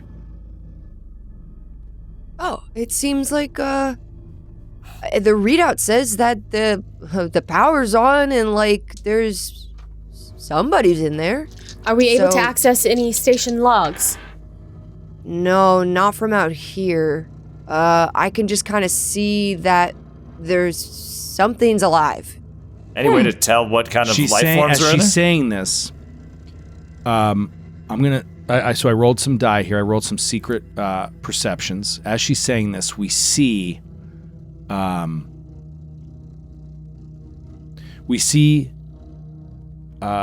keep Omen. I keep wanting to say Omega. I do too. Omen.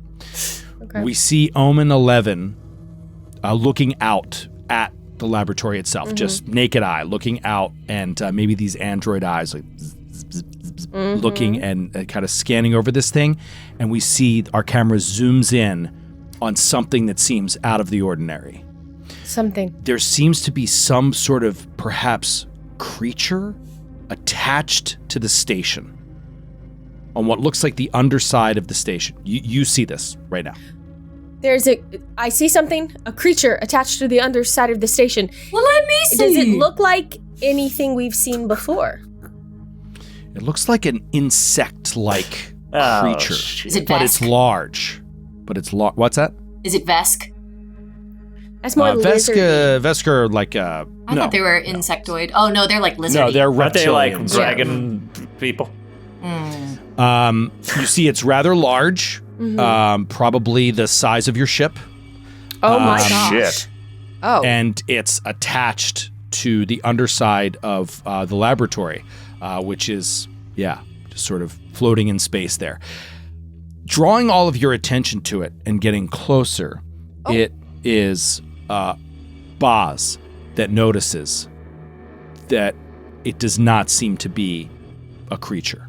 Oh, Doesn't it's seem like to be organic. insectoid in design. It seems to be insectoid in design, That's cool. and it is a ship, and it seems to be connected or They got docked boarded. with the station. Do we have not any? seem Does good. anybody have any knowledge about this kind of a ship or this whatever type of organisms it would would- fly this thing? Someone with underworld lore know anything about, like, does this seem like some kind of organized crime? Are they No, this is not archaeologically underworld. significant? Is this an archaeologically significant people? I don't believe so, no. Okay. okay. Have I seen it in a video game? I got video game lore. I've got games lore too. We're so good at games. We could just try and recall knowledge about it and just see what happens.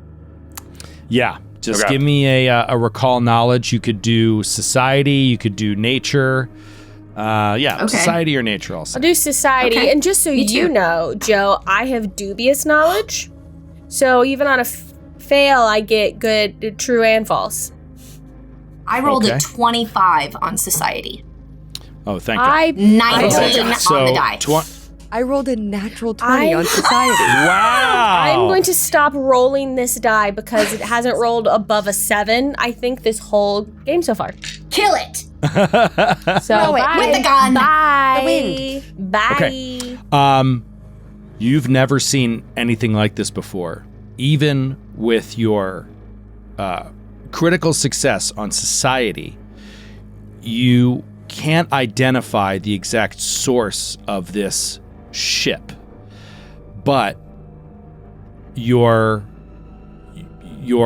what your check does get you, your society check does get you, is it seems the station was attacked. A ship seems to have docked with the station, boarded, like Boz said. They were boarded, and perhaps they're being attacked right now. So from here, you have two main options. You see the docking bay, the primary docking bay for the station is open. So you could attempt to dock with the station.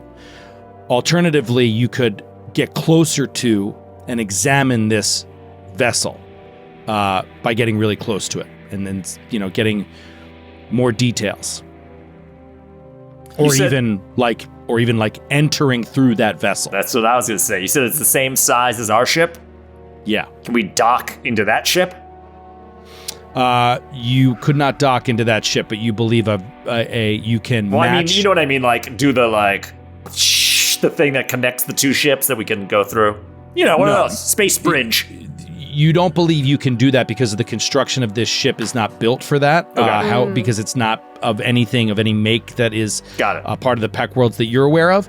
However, you do feel like you could match velocity and heading with it until you're almost completely still, and that you could spacewalk to it. I was just going to say a flyby, but let's breach it. spacewalk. That's so awesome. Let's try and spacewalk into this ship and go through it. To check too, We're getting so much trouble. They've docked with the laboratory. Is there another docking station available? That's what I just said. Sorry, I missed that. That's the first option is... There's There like a is docking another- bay. okay. They're like attached to the side of it or underneath it, right? They're attached Yeah, we underneath it. It could could just be go another. in. It could be another dock. Or they that could have that they've breached taken. it. They could have gone Yeah, like. that's what I'm and trying gone to in. figure out, if they breached it or if they docked. Okay. Spacewalking into the enemy vessel sounds very exciting. However, I do think the more prudent course of action would be to enter the laboratory itself and go through and attempt to just go about this in a way that's a little less risky. But what if they took over the laboratory? That's why we can't hail them. What if they sent out that emergency message and they're being held hostage or something? We can't just walk in. We have to sneak in, right? You think it would be better to sneak in through their ship rather than sneak in through the main docking bay of the station? The kind of player I am is mostly stealth. When I do I am first-person also very sneaky. Yeah, yes, not yes, really yes. like a first-person shooter The meta type of... conversation again is perfect. I am more of a first-person shooter type, I think, but also I like to do it from a distance. If I understand the analogy that you are going for here, Luca. I I think think we're on the same page. I think so. it makes more sense for us. I think Omen's right. I think it makes more sense for us to enter through a normal avenue to get into this station. We will encounter, theoretically, whoever's piloting this bug ship along the way. But We without could- going directly into, like, their nest. Yeah, we could go into what if we get into their ship and suddenly there's 40 of them just like, hey! At least this way we know they're probably spread out. Maybe we can, save some lives Yeah. or whatever. Hey, we could still probably sneak too, even if we go in the main way. Yeah, All right. exactly. Yes, I think we should be very unobtrusive. We need to tread very carefully. Zahu, I trust your judgment about stuff. Do you think we should dock the ship? Definitely. All right. Yes, Joe? and I will attempt to dock the ship normally. Yeah, I think we want to go in through the loading dock there, Joe. So you're going to go into the main dock. yeah. The main Yes. Okay. You pull the Zephyr Blue, that's the name of the ship, up to the main dock. Cool. And get a good seal on the main dock. And you can, you feel like you can open your airlock. You feel like you have a good seal. You can open your airlock and the door into the laboratory. Great. Can I kind of go first and just like basically scout ahead a little bit and just like look around, make sure like we're not going to get immediately shot before everyone else comes out of the ship? Yeah, so Smart. you open up this outer airlock. You don't hear anything. Okay. You don't hear any sound. It just goes, it just is like a short hallway and an immediate left turn. Let me go look around the corner before everyone comes. And then I will sneakily go up to the corner with my laser rifle ready to go and kind of do like the check around the corner just to see what's going on. You look around the corner, and you see this pristine hallway, all white. There aren't really any adornments at all, and it ends on your right side of the hallway in a door. So you go in left and then right into what looks like that looks like it's going straight into the laboratory. I will look back and kind of do a signal like, come up to where I am. Okay. Oh, I have my little earpiece. Oh, yeah. Come up to where I am. There is a door at the end of the hall. I think we should attempt to be closer to each other before anyone breaches it. 10-4. All right, Boz pulls out his revolving blaster. Rotating pistol, sorry. I have that too! Oh my Yeah. gosh, we're gun buddies. But I have my laser rifle out right now. Yeah, you've got a lot going on. Yeah. Yeah, Luca takes out his laser pistol and one of his I 6 got a arms. laser rifle. Oh my gosh, we have... Gun 5? Gun 5. Okay. You come up and you walk along this hallway to the next door. Mm-hmm. This door seems to be unlocked as well. Yeah. Can I listen at the door? You don't hear anything. I will very quietly push the door open a little It has to like be a able to like... keypad. Damn. Entry Can thing. I got a thing. I can... Calm down, Paula. It's She's got a okay. thing. I'm She's also got a thing. freaker. Hold on. Oh, you can also zap. You can also freak? You can freak this door? I can also freak. Yo, you gonna freak this door? I'm gonna You're gonna freak on a this leash it? door. Is it literally freaker? Because you can hack systems without a toolkit. Is that what you want to do? Yes. I figure, can I go in and attempt to hack into, using my cool Android freaker powers, hack into this lock if I need to use the keypad. And what are you gonna to open roll? it. I am gonna roll computers, I guess. You can use You roll computers. You can Yes. roll thievery. I will roll computers Okay. with Give a me brand computers new roll. die. Come on, be better.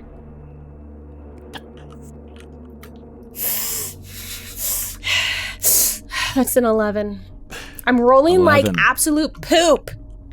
11 is a fail, and you see that the system begins to respond with countermeasures to increase the difficulty of hacking into the system. You can reattempt. Somebody else can attempt, but you know that there are now more defenses up. What's going on up there, Omen? Is everything cool at the front of the line? You're 4 feet behind us. I haven't quite hacked in yet, but I would like to try one more time. Just crane your neck and look. All right. And I'm on the phone. Maybe we can try something less freaky and more mechanical. My thievery is really high. Or I could have... I have a nanite surge that gives me a +2 status bonus to the skill check I'm triggering, but I can only do it once an hour, so I wonder if now is not the time to use it. If I should call up... I don't think I'm going to be able to hack into this keypad. I think someone else will need to come up and break Boz it. feels like he's saying great. Everybody is right there. We're here. Like right there. We moved in a group. Uh-huh. Yeah. Sorry. I was focused. I was so focused. Over. I'm standing right next to you. Over. Oh, no wonder I could hear you double. I thought there was just 2 lines of audio coming in. Copy that. Over. I could try to hack it, and then if that doesn't work, Zahu could probably just break it open. All right. Yes, try. All right, so give it a shot. Excuse me. Stupid dice. Excuse me. Where's Okay, the D20 just- that's not going to be crap? Computers? Yeah, or thievery. I'll do computers. Well, if you're going to hack, do computers, yeah. I'm hacking. What's this? Natural 20. Yeah. Dude, This Luca die. Bazooka is a beast. And it's a pink die for Luca. Oh my gosh. His favorite Love it. color. All right, so Luca comes up. Let me get a look at this thing. Beep, beep, beep, beep, beep, beep, beep, beep. And you can see what the system's doing. You can see how it's attempting to counteract. You counteract the ice. It hack through, and the door opens. First thing you see is a wash of yellow light. Just comes across the floor, and it's gone. And then it comes back. Oh. You feel like there's some sort of light. The old inside of it. aliens warning light going off. Warning light. Warning light. Emergency light is rotating inside. As soon as the door opens, you guys step through. I'm going to assume that Omega 11 is walking in Omen. first. That Omen 11 is walking in first. It with happens all the Boz. time. I have been many lives. Many different souls have inhabited this body. I get called by the wrong name. You would not believe the number of times this happens to me. People always think they know me, and they do not. They knew my body when someone else was in it. Followed by Zahu and Luca. You step through this doorway into this hall. The first thing you see are these, rotating warning lights. Seems like whatever audio had been triggered, audio alarms had been triggered, are now not making any noise. You see a long hallway in front of you that ends in a stairwell in the distance. You see multiple hallways going off to the left and to the right. Looking down, you see dark trails of blood all over the floor, going in and out of every one of these hallways. And only about 25 feet in front of you, you see the face down body of someone. And we're going to take a break. And we'll be right back. Don't go away. Just a couple minutes. We're going to come right back and see what you guys do as you enter. All right. Dreamlink Labs. Oh, Nightmare Labs. Dreamlink Labs. It's Friday night, and it's time for chaos. We got Ross Bryant. His skill has gone from a paltry 20 to a manly and robust 21. Nora Ibrahim in the house. If you fumble on a roll, you're breaking your elbows. We got Rob Kerkovich. You're a fucking intern, and you'll always be in it. Joe O'Brien, everybody. Joe! Mr. Walsh, Dr. Walsh, tell you what, I'll allow it once. I sort of thought between us there was a little, I'll fucking kill you. You have heroin? I accept you enthrall me, ever chaste. You're gonna have to get used to this shit. You hear the cocking of a gun. So what do you think? Who really is this pale viper? It's just someone going like, London Bridge is falling down. you have to meet all the guys. Drunkens, shirt sucking. And then Carter invents the fist bump. This is the most fun I've had in a long time. Oh, we back into that. baby! Yeah.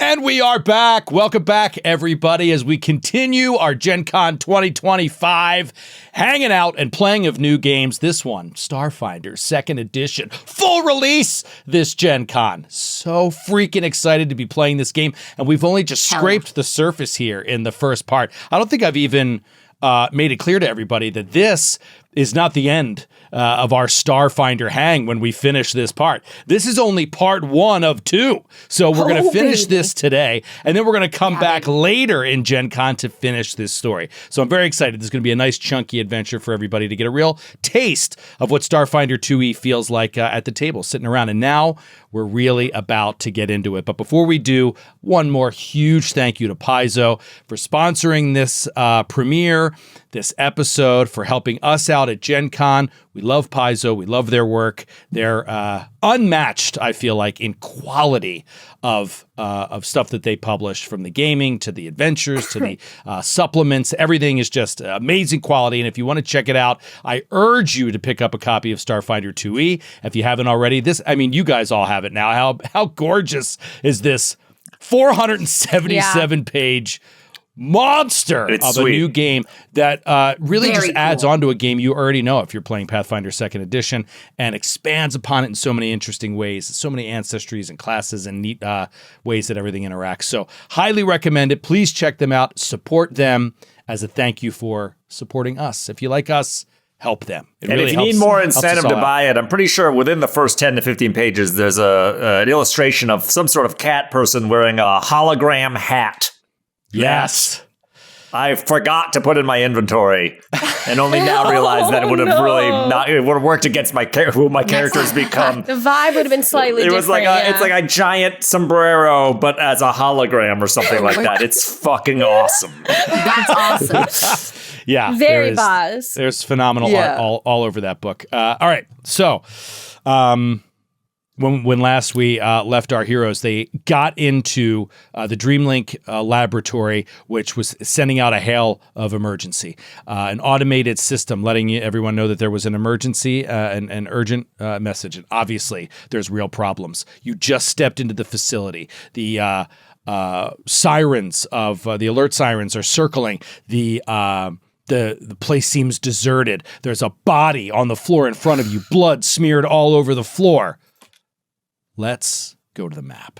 Let's take it to the map and see through the eyes of our heroes. Ooh. Tell me what you guys see here. What do you see? Describe it. Oh my gosh, how cool is this? The yellow alarm lights rotating. Yeah, like Boundary, baby. Boundary VTT. And then you that can is see so cool. the actual trails of blood, as Joe described it, on the floor. That's so true. Of the map, like leading off. Oh God, it really looks like bodies were just killed in the middle and like dragged down different hallways that we can't quite see down yet. And there's a dead body. I don't like it. Well, the first thing I want to do is I want to cast one of my cantrips, which is Analyze Target on that dead body. Oh. Also love that Luca Bazooka's pawn is half the size of ours. I'm small. I'm a small guy. Small little guy. Analyze Target is so cool. I have that cantrip too. It's so cool. You focus on the target and you gather their data as magical hologram display information, like a HUD. Whoa. And you learn biometric information about them, including like their fingerprints, their medical conditions. Jesus. This one would be like dead. Flatline. And you advise about the analysis, and it gives a +1 status bonus to checks if we want to like treat wounds or like recall knowledge. That is so cool. So Will it give you time of death? Like, does it know how long a dead person's been dead? I feel like that's okay, Joe says no. I think that's GM discretion. Don't make me do extra work. Let's go. What do? You cast this spell and you target what looks like this dead body on the floor. Mm-hmm. Okay, like we said, this body, to describe it a little further, 25-ish, maybe 30 feet away, there's a hallway that opens to the left where this body has fallen, at the intersection of this hallway to the left. You cast this spell on it, and immediately beep, beep, beep, beep, beep, beep, beep, beep, this readout comes out in front of in a hollow display in front of you. you see that this is what appears to be a human male. Okay, male at least. Human male, deceased. No sign of life. No heart beating, no breathing. That's all you know at the Time moment. of death, 18 minutes ago. I also want to say, Joe, for if we analyze target and stuff, it says if the target is illusory or under the effects of illusion magic, you detect it if the effect rank is lower than the rank of your analyzed target spell. Lower than 0? I guess Perfect.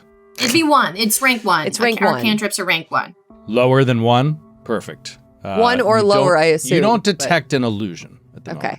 moment. Okay, at the moment. You had a slight Okay. reaction to that, Joe. I just want to say also, Yeah. I have, just in case this comes up, hologram skeptic. You easily spot the tiny glitches and imperfections in holograms. Even if you aren't searching, you always attempt to check to disbelieve holograms and effects within the illusion and tech traits that normally require you to search and interact with them. Very cool. So It's a good thing I didn't bring that hat. Yeah. that hat is huge. No. That's a hologram. That's not real. Okay. Okay. Talk to me. We got, we're really relying on Omen 11 here. Omen 11's in front. Your android in front. Yeah. Armed to the teeth. Okay, so there's nothing we can do for the person on the floor, is that correct? Well, we should walk up and see, maybe how they died. Would you like to do that, Baz? Oh, I cannot tell anything love to. about. I'm not good at analyzing the health of living beings. Well, I would imagine. I mean, I'm no doctor, but I would imagine we could see that was this person shot? Was I'm this person really good mauled? at that. Oh, great! I'm really good at that, but I'm scared. Yes, I will You go guys with go you. first. I will go forward. I will move slowly and quietly. I have a speed of 25. I mean, we're not in initiative order right now, but I will move just to let's see here. Just to where the hallway opens. I'm going to go right to the corner where the hallway opens up. So I'm about 10 feet away from 10 feet away from our body, and I'm going to just peek around the corner and be there to provide backup for Zahu. Okay. Did anything happen as I moved along? Hold on. Let's Did pause I for a smear the blood? Let's pause for a second. Your video is so bad we can't continue. I'm not sure Is what it- to do. I don't know if you need to leave and come back or No, it is I guarantee it's the fact that my other video is uploading still. It's at Can she pause 99%. but Can it's she pause the I don't upload? know. I don't know if the sync is The gonna sync is work. off now, you're too. Way off. You're multiple Really? seconds off in audio. Yeah. Oh, Oh, yeah. wow. Your audio is way ahead of your video. So why don't you just try leaving and coming back, maybe? Alrighty, hold on, let I me try will one leave. thing My here. other upload has hold on, let me try literally one just thing. finished, so let me. Let me try one thing before you go. Let me just try. See if this resets your video. Can you just turn off your video, Paula? Stay in StreamYard, but turn off your video. All right, then turn it back on. My upload also literally just finished, so hopefully that makes a difference. I mean, on my end, everything was fine. So again, hopefully the local recording that StreamYard is doing is okay, but I don't know. Yeah. How is that? Is it better? yes. And she, You just got Oh reset. my gosh, so much better. there yeah. we go. Okay. I think it was because the other video was still uploading. It was just messing with everything, but it's Yeah, done but now. I had to stop because I Sure, did not that's- know yeah, if your but I think sync that would will be have off fixed in it now. in Yeah. Post Pro. Yeah. Yeah, of course. All right.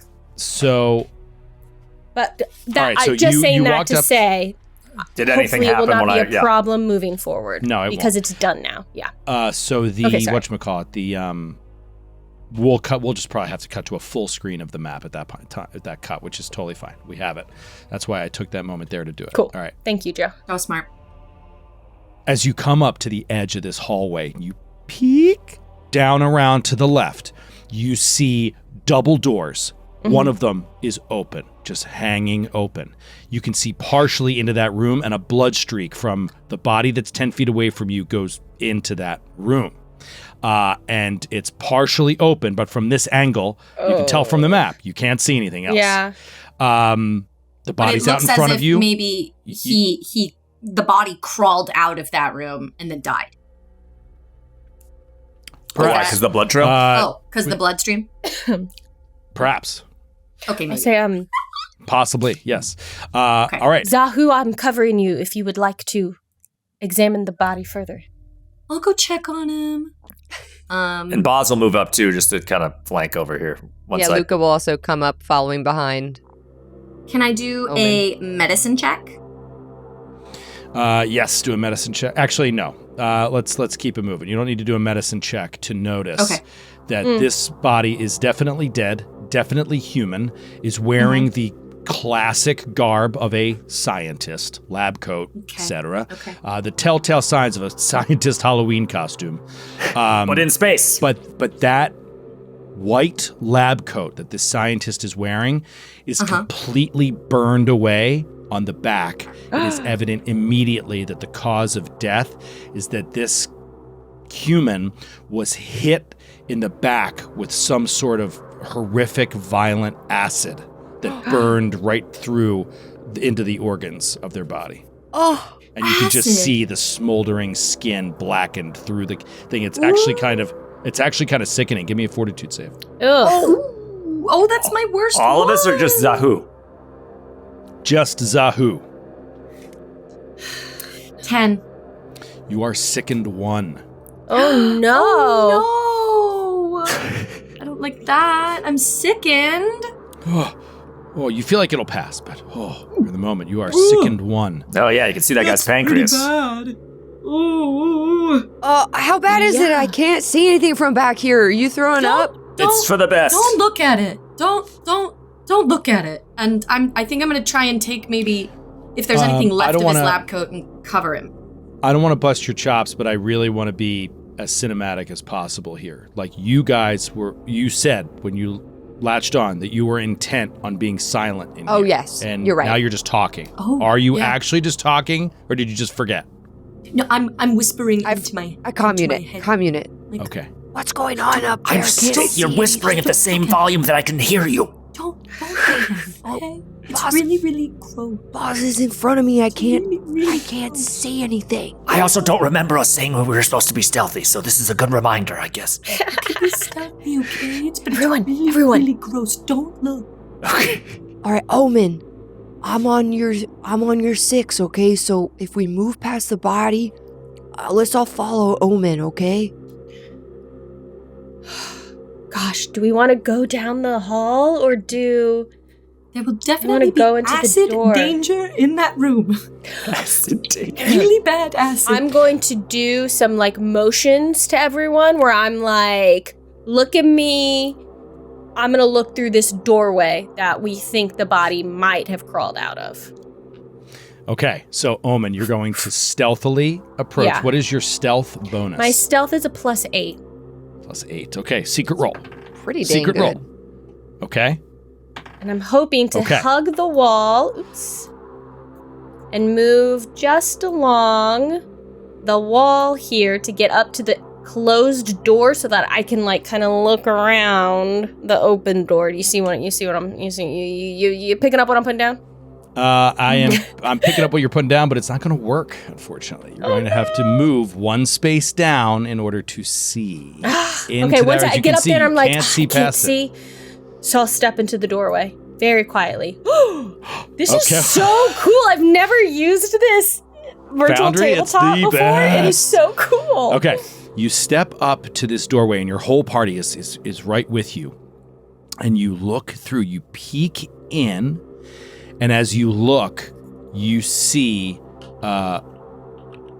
sorry, I got lost here in the moment.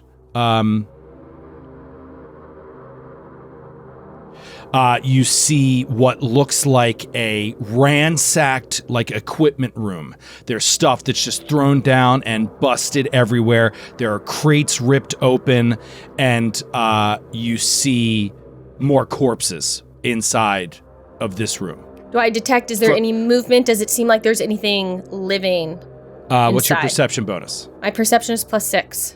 +6. Okay, you hear beyond the door to your right, south of you, you hear some kind of unsettling sound, like a in the room or south of me down the hallway? In the room. Okay, just to be clear. I will look back at my friends and very, oh gosh, I'm be like, You're hungry? Paula just did Paula is making like biting mouth. You want a giant hamburger? no, there's something. There's something eating the people in there. There is something inside. And I will go in with my gun ready. Yeah, let's go. You kicking the door in? Guns a-blazing? Well, no, I'm not kicking the door and guns a-blazing, but I'm moving in quietly, but with my gun ready to be able to shoot, just in case it's like, I don't know. Okay. So I will take a step. Can you move your pawn up and to the right? I don't know if it'll let you. I can go just here. Now I can see the whole room, so I can probably... Okay, so you step into the just doorway. inside. You step just inside the room, and immediately you can see right 10 feet to your left is this bug-like creature quadrupedal bug-like creature that is like crashing, that is like sifting through some sort of crate. And then over to your right, about 25 feet away, you see this smaller, but it's still huge in terms of like, anyway, it's smaller than you, but it is a mite. And it is like, but it's a mite the size of a dog. It's sort of like, it's had this hard carapace on its back, all of these spindly legs coming out from underneath it. And as soon as you step through the door, there's no stealth check to do. You're just in open light to these things, and this bug thing turns, and this huge proboscis just like comes out from under its hideous nose, and we roll for initiative. Yes. Let's go. Let's go. We're ready. We're ready. Why can I not? I keep changing dice and I keep rolling single digits. Are we using this is stealth really bad as our initiative, Joe, or should we use perception? That's up to you. I'll let you do whatever you like in this. What's the in this circumstance bonus? Is a question I have for the group. It's just a bonus. So basically, we name the bonuses. They name the bonuses because you can't have two of the same bonuses don't add together. Got it. So if you have two different +1 circumstance bonuses, you still just have +1 circumstance bonus. Okay. So, but you could have, like a circumstance bonus, a status, and an item bonus, right? Oh, got stack up with each other. I have incredible initiative. Oh, nice. I react more quickly than others can, so I gain a +2 circumstance bonus to initiative rolls. Heck yeah. Nice. That's Awesome. a great feat. Yeah, that's really good. That's really good. Okay, I'm building our little fight here. It's going to be awesome. And I'm looking for a number on my sheet that says initiative somewhere. No, you'll roll normally perception for initiative, or if your stealth is higher, since we were stealthing when the encounter started, you could do stealth, but you normally would do perception. When I stepped I've got into Paula's the room, die. Oh no. I know, it's horrible. When I stepped into the room, I can no longer see my other friends, their tokens, because they're behind me, a closed door. If I want to be able to click on them, how do I make those show up again? Because they can't see. We can't see them. I could open this door. The maybe. audience cannot see anything except what That's fine. They I don't need can to see them. You are the star of this scene right now. You have solo walked into this room. audience. Put yourselves. Use your fucking imagination. Yeah, exactly. You know they're in the hall. You know they're there. And everybody is basically going to have to. Everybody's basically going to have to describe their turn if it's outside the room, because we're not going to see you for the moment on the map, which I think is just plain fun. Okay. I feel very isolated seeing just me in this room. Yeah. All right. Let's start with Luca. What did you get?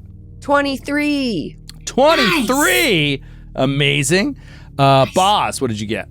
11. Just not great for what my character wants to be doing. That is true. Omen 11, what did you get?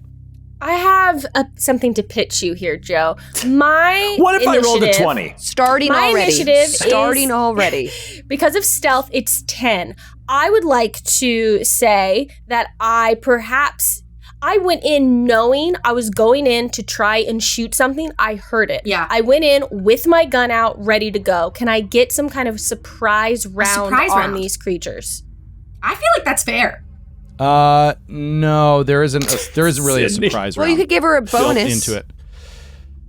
Or perhaps a circumstance. My initiative I rolled was such shit. I mean, the bonus isn't going to do much, but it just feels wrong that I came in ready to go and I'm going to be going last. So I just thought I would just pitch you on that. But that's I fine. hear you, know, but- I'm startled. I didn't realize I thought there was just going to be the one there. You've Turns never out there seen was anything two. like this, and there's two I'm different startled. things, and they're on opposite sides of you. There's a lot of That's I'll what I'm justify it saying. now, So the yeah. die told the story. On one end of it is you could roll Those high and dice be like, don't know what they're doing. You're locked in. On the other end, you. if you could be like, oh, what is this What, thing? What do I two? do first? And in that moment, perhaps you fall a little bit behind. Yeah, so my initiative is 10, a big 10.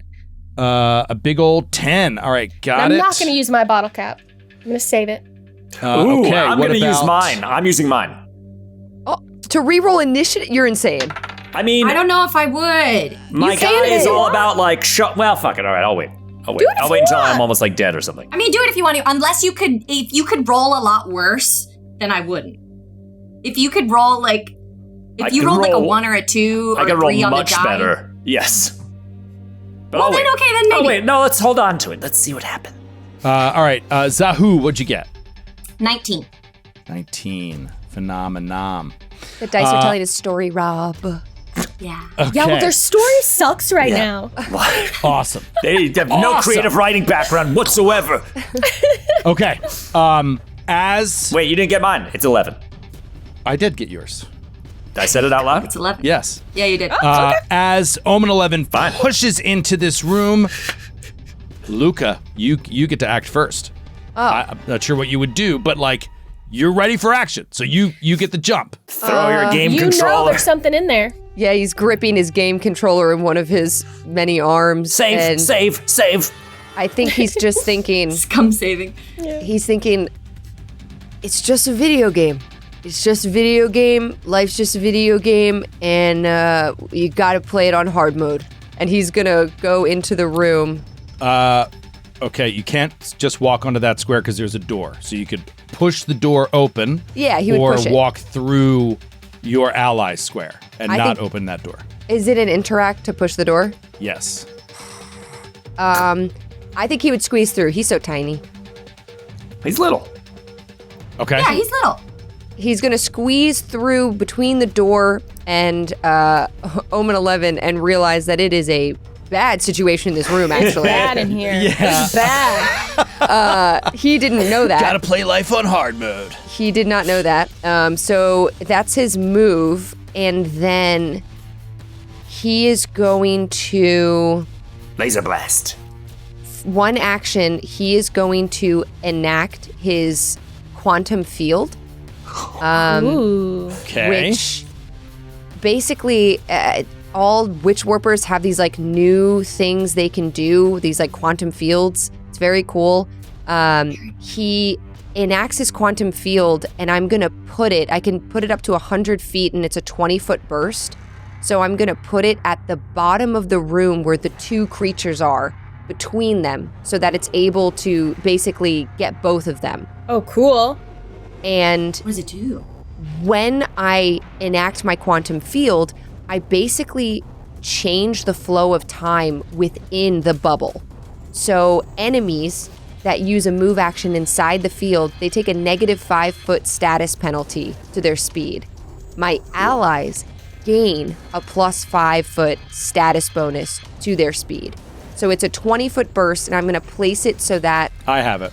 it hits the creatures, yeah, but also hopefully hits Omen. Exactly, Joe's got it. Omen 11 and myself. So Do you want to put it anywhere else? I gotta get in this room just so I can see what the hell's I know. happening. I can't wait. Don't worry, I'm gonna open the door. I'm gonna open the door on my turn. I'd like to move it. Man, Foundry's so cool.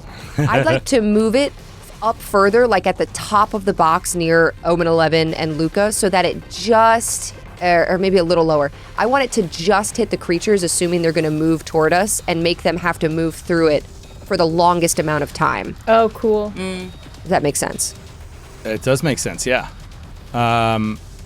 Okay, sorry. I'm just trying to get something kind of cool here. And that's my second. I don't really have much else I can do for that. I think he's just gonna free action on the comm unit, let everybody know their stealth is over. So he's gonna say, all right, there's 3 bogeys in here, and we're gonna need suppressing fire probably to the south and a big DPS to the top. Absolutely. Big DPS, what is Huge it? DPS. What do you Damage say? percent? When you go top, is it just go top? Top. What was You it? top, you bottom, or you jungle. Yeah, I know, but hell? to go What are you there, I talking thought it was about? rotate Lead, top brother. or Oh, I roll don't top? know. I can't remember. I thought there was a I'm jungling, he says. okay. League of do you Legends fans are mean? dying out there. They're Oh, loving it. that's what's They're happening. loving this shit. And that's his turn. That's his turn. Okay. Next. All right, so what did you say this penalty is? It's a 5 foot to my speed? Yeah, as long as they're in my bubble, this 20-foot burst bubble, it's a -5 to their speed and a +5 to my allies. Negative Cool. 5 to their speed, +5 to your allies. Okay, cool. This thing fights through it. Which one? This thing fights through it and moves up to you. Uh-oh. And this mite goes out to grab you. Let me just, or to bite you. Ew. Let me just show you. Yeah, this please. thing. I'm sitting here in What does the mic suspense. look like? Look at this thing. Ew. It is It's dripping this horrible. black Hairy. ichor or ichor, however you pronounce it. This black ichor is like coming out Looks from like a its flea. It's like a hairy it's like a flea. big Like a hairy bed bug. flea. like a big hairy And it's flea the orange, size and of like dripping a small black stuff. dog, and it comes up and it is going to attempt a bite. Here we go. Don't bite my That is a friend. 17 to hit. That just hits. Just hits. That's 6 points of piercing damage, Ow! and then it attaches itself to you. It no. sinks into your skin, and it is now one with you. You are grabbed. So you are effectively off guard. Yes, you are effectively off guard as the big guy comes at you. Oh no. This was bad. This was bold. Very Is this- bold, but very, very bad. Joe, is this a bigger version of what you just showed us, or is this a different thing? Nope, I'm going to show you something else, No, my friend. don't. This hideous not. thing, quadrupedal thing that Omen 11 saw as they walked first through the door looks a little bit like Suspense. this. Oh, It's got like the really a scary side-opening version of mouth, this Zahu. long proboscis. Oh, I hate. Hideous. Kind of looks like a sci-fi version of the Demigorgon. Yeah. Yeah. But it's got like 6 spider eyes and a long like proboscis. Backwards knees. It And it's got- reminds yeah, the me. backwards. Proboscis, that's right. It's like Proboscis. when at the end of spoiler, The Fly with Jeff Goldblum. It looks like the titular fly. Ugh, it's so It's nasty. It's got like grody. really spiky spine and it's horrible. And its On all feet are going the other fours. way. Yeah, it's not great. Yeah. It's not natural. It's not right. But it's fleshy. It doesn't look like it has a carapace. It looks like Leather. Yeah, it's like skin. meaty and Yeah. gross. Anyway, let's kill it. Yeah, let's kill that. Unless it kills me. Okay. It is going to. It feels this weird vibe of like what you've done to it, and it's going to like sort of clatter away out of it, and it turns toward you and just spits this nastiness out at Luca while Luca is off guard. No, stop. Oh. This is called projectile vomit. Oh. It is Of course it vomiting is. something out of you Acid. It's the acid. over a distance, and that is a 16 to hit, which I know is a hit. It's a Wait, hit. no, it's not. I thought you would have I have said. a -2 because I'm guard. Because off the off guard guard thing. Okay. Oh dear. I'm gonna go down. No, you're not. This no, you're is not. really no, you're not. bad. You take 6 points of acid damage. Oh my and God. some of it gets in the corner of your mouth, and it's burning your mouth and your tongue. Give me a will save. Oh come on. Okay. It's like And don't getting forget- into your mouth. Will We save. all have med patches as well that we got given. Yeah. Okay. Hold on. I have a thing for Will that might be able to help me out. It's my Dauntless. My Will DC regular success is a crit success, and I have a +1 to like intimidation Nice. stuff. Like I At can't be. second level, any will save is a success, is a critical success. I'm almost positive. I That kind can't of be it. shortened stuff on my character sheet to make it fit, but I can look that up. Wow, what's it called? Dauntless. Is It's it a from feat. Skittermander, or It's a feat. It's a is it a class feat or an ancestry? It's an ancestry feat. It's an So ancestry it's a feat. Skittermander, John. Okay. I can try to find it real quick, but the number will be. You're rarely discouraged or afraid. You gain a +1 circumstance bonus to save against fear and to your will DC against attempts to demoralize you. If you get a success on a save against a fear effect, you get a critical success. Oh, So it's against against a a fear effect. Okay. Yeah. So just fear effects. I would Yep. say I'm pretty scared in this situation. I mean, you're pretty scared. But this is not a fear effect. It's a dirty 20. Dirty 20. Okay. Hey. You're all right. You're all right. You fight through and you're okay. And then it's going to do the same thing at Omen 11. At a map? At a map. Splat! Misses. This like acidic ichor vomited out, hits the wall right next to Omen 11, and it is Zahu's turn. Yeah. Okay. Amazing. I'm gonna spend one action opening that door. Right next to And- you. Oh yeah, yeah. you just opened it. Okay. So that's really bad, but with my next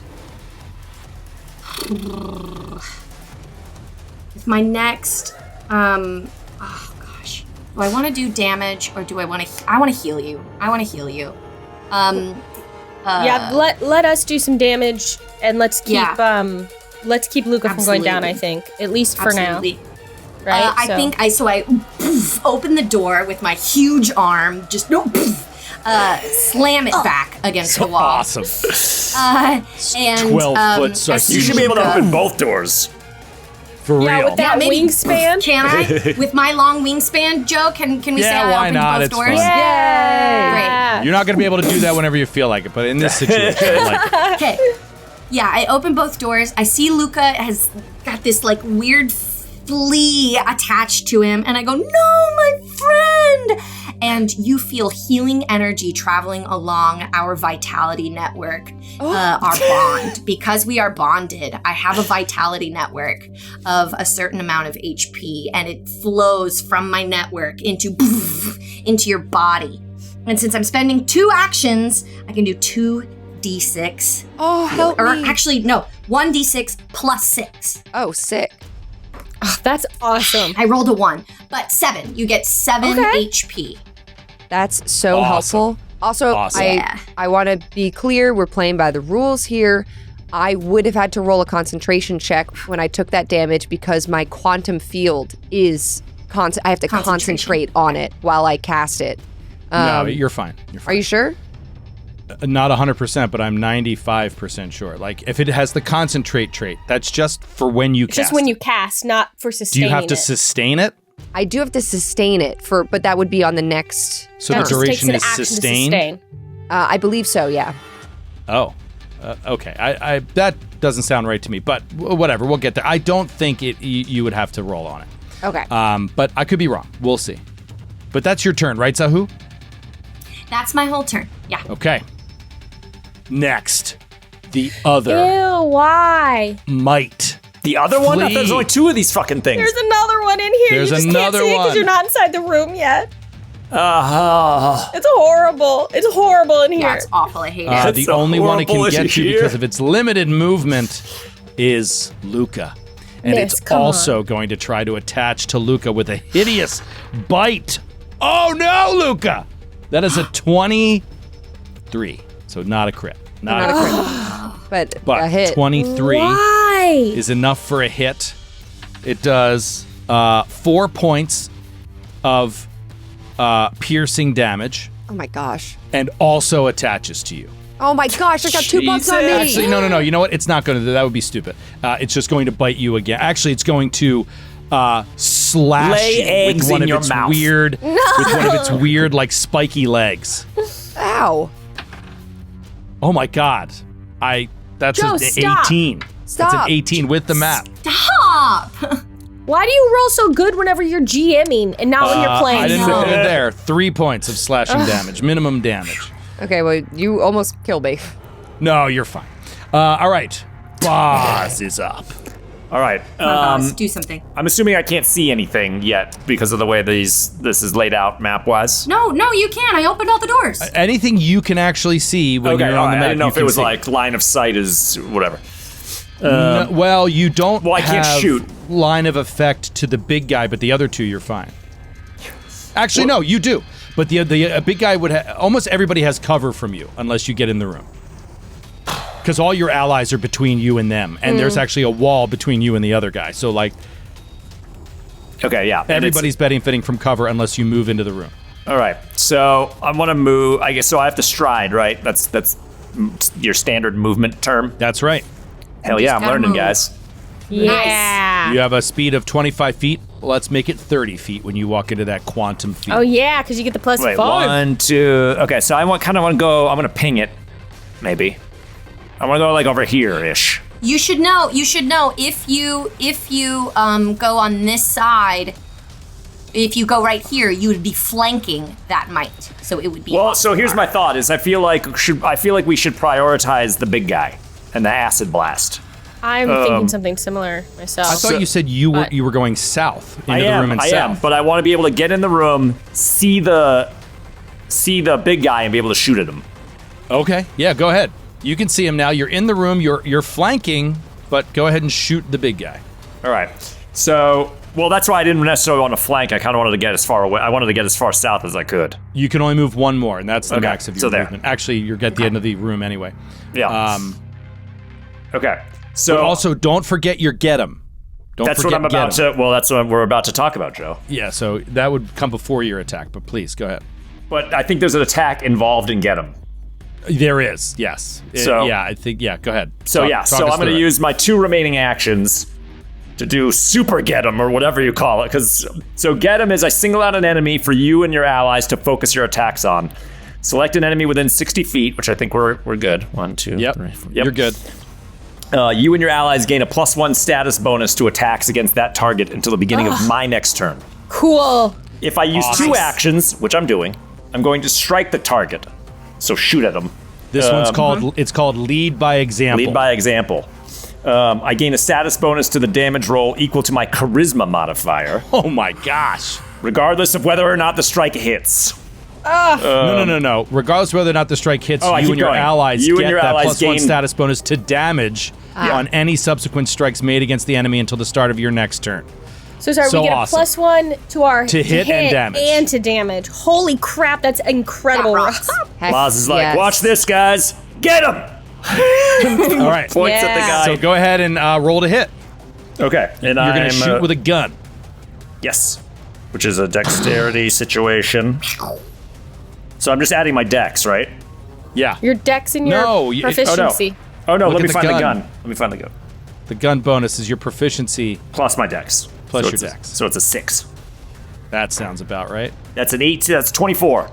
Yes. 24? Okay. Could it be a crit at Let's this see. level? Could it? 24 is I don't know.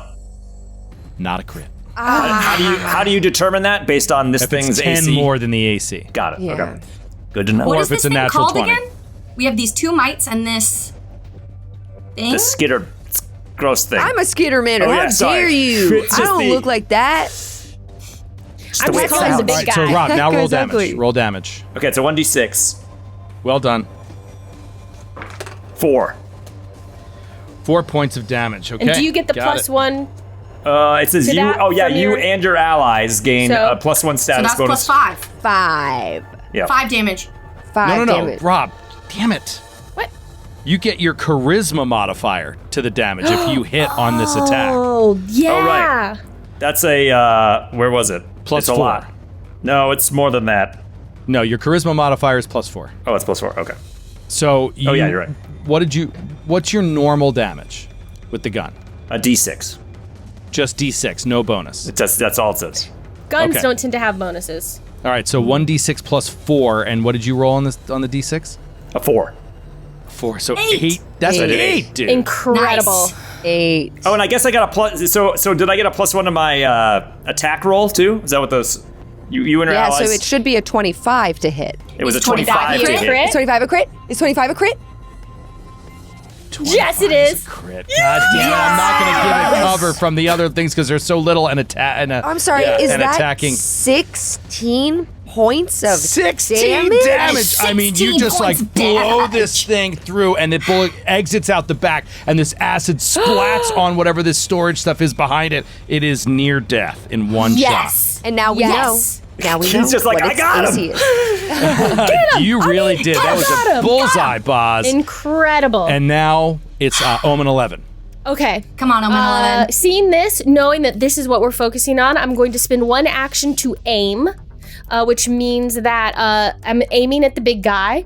And that is going to give me a plus 1d4 precision damage to my mark, and it reduces its 8. If it has cover, it will reduce the AC granted by cover by 1. It doesn't in this scenario, I don't think, for me, but does that's not. what my aim does. So one action to aim. And then I will, second action, fire my laser rifle at it, which, okay, come on, please be good. And this is, I get a +1, so this is gonna be +11 to whatever I roll. Wow. Come on. Plus 11. Holy shit. That's a 9, so that's a dirty 20 That is a hit. against this. So I That do is a hit with the 1d8. laser rifle. I should mark that is. I'm down to 8. Okay, sorry, I'm marking my magazine situation. Okay, 1d8 fire plus 1 from our bonus damage. Be good. 5 extra damage. Fire 5 damage. Done damage. to it. Yeah, this fire, the laser burning fire damage burns right through it. It starts sizzling its skin, and it's dead. You killed it. Yes. Okay. Nice job. I have You killed it so quickly. Joe. I have a reaction to that. Is that something I should do now or wait until Paul is done with her Talk to thing? me. What is it? I've got change of plans. The trigger is the target of your get 'em is reduced to 0 hit points. I can now point at a different enemy and be like, get them Yes. Incredible. Wow. Right in the Do middle the one of the that's turn. grabbed. Do the one that's grabbed, Luca. now. Yeah.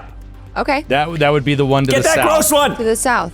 And then talk to me about reactions. Is that like you get one reaction per One around. or One round? round. Okay, got it. So that was that. Okay, great.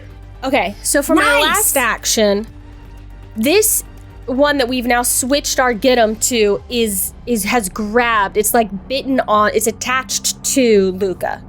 So if I were to fire into that situation, that would probably be at some kind of a negative, like a penalty to my roll, It would because have I'd be. It would just have cover, but we don't have to see if I'm shooting and accidentally shoot my friend. Correct. Well, Okay. if you fumble, I might make you shoot your friend. That's fair. That is so risky. Can What's you a do a fumble, a melee? one? Do you have a melee weapon? I would have to Just think about my what you gun would is two-handed. really. Think about what you would really do. Your friend is I- right next to you. There's Yeah. this mite on it right there, and you have a laser gun. Are you confident in your ability to not hurt your friend, or are you not as confident in your ability to not hurt your friend? You're an android. You're an swap android. melee. I can't. I only have one action left. Oh. You're an android. So I don't You think I do it. can. I don't think I can swap weapons and attack with my melee weapon with just can one move. action. Boz is like, I said, get him. You should get him. You can get him. You can do it. You can free action. You know- drop your weapon Then I'd have to pick it up again. Could I, Joe? Here's what I would really do in this situation. What would you really do? I would Run. take the butt of my laser rifle and whack this thing with it. Right. All right. But that's not. I don't know how we adjudicate I just don't have that. rules for it, so you Right. have to. It's going to be just roll with your proficiency and your strength modifier. I am trained in unarmed attacks, so I mean, we all are. Yeah, but it's not unarmed. It's more like an improvised weapon, like you're using a weapon. So he said, I'm sorry. Shoot it. Shoot it. Strength and proficiency. What's your strength bonus? So +2, and my proficiency Is 4. So yeah, just go ahead. Try to hit it with a +6, and it'll be 1d4 So I plus take 2 that. damage. It'll Omen be a is plus. not going to take the risk, honestly. It'll be a +7 because of my. Yeah, Come +7. on. That's right. With the map. Natty 18 +7. No, it's +2. 25. Yeah, but I was going to do the math Minus differently, 5. Joe. 20. I was going to add and then I was going to subtract. Okay, so that's a 20 total. You did the math more quickly. A 20 total. That is a hit. Back Nice. at this thing. Get it off, get it off. It's 1d4 plus 3 damage. Great, thank you. 4 plus the bonus damage. Okay. So 5. Awesome. 5, and probably we go bludgeoning. we go to round 2, and I'm it comes done. back to Luca. Oh, that was stressful. Omen 11's hitting this, try to hit this mite off of you. Where is it biting me? Like my leg? Wherever the most horrible place is. No, your face. My It's tummy. right on your side of your It's the face. size of a dog. It's the size of a dog, and you're the size of a 3rd grader. So it's taking up a large be your portion. face. Yeah. This could be my face. I'm pretty low to the ground. Okay. The one that's close to death, though, I feel like I should take it. I'll take care of the one that's on me. Screw it. It's biting my face. That's the only one that's taking damage. Did the other one take damage at all? No. Yeah. The other one did No. not take any damage. Oh, I thought you shot the other one. You shot we the one killed that's the big on thing. me. Yeah. Okay. Yeah. Yeah. Okay. So I'm gonna try to get this one off my face. Then, you see Luca just like this quantum field around him is shimmering and shaking, and Luca fasts forward in his own mind to the full life cycle of this mite, to its final death, and then brings that back to try to Yes. kill it in our timeline. Yes. And he grabs it, and he just is using this magic, this like reality bending magic, and I'm gonna warp time. 1 action. I need you to make a basic. What are the traits of that action? You know, Joe, do you want to have fun? Uncommon. You know, Sydney, sometimes you say a lot of things. and- Uncommon, anchoring, concentrate, focus, witch warper, because I'm currently anchoring. I'm in my quantum field. So Okay. I'm able Joe, to she do wants to this. use time to pull in the moment of this thing's death into our timeline. That's fucking awesome. It's That's so the trait. cool. You want to know the fucking Cool, trait, Joe? Joe. Fucking And awesome Joe, it's is not the trait. Joe, it's not OP. It's a basic. You make a basic fortitude save. Okay. But And- do you have to sustain this? You talked about sustaining the quantum field. You said you were going to look it up. Do you Yeah. have to I sustain okay. it? So here's the quantum field. Let me read it. And this is a new thing. It's really cool. It's not a spell. This is like coming from your class? It's From the coming Witch from my Warper? class, which is a little something that I'm not going to say the name of, but this cool thing is precog. I'm a precog. Oh, awesome. So the quantum field, this is what it says. Your quantum field activates and lasts as long as you sustain it, up to 10 minutes, or Okay. until the end of your next turn. So I'll sustain it first action, and then I'll do this warp time sustaining. Since it's sustained, I need the quantum field. So now I'm going to do this second action. Okay. Okay. Cool. So make a basic fortitude save. I think you should have to roll a flat check to sustain while you're grabbed. That's what I think. What? But That's not the rules. Oh, actually, the rules are when you're grabbed, if you do anything that requires manipulate, perhaps sustain does not.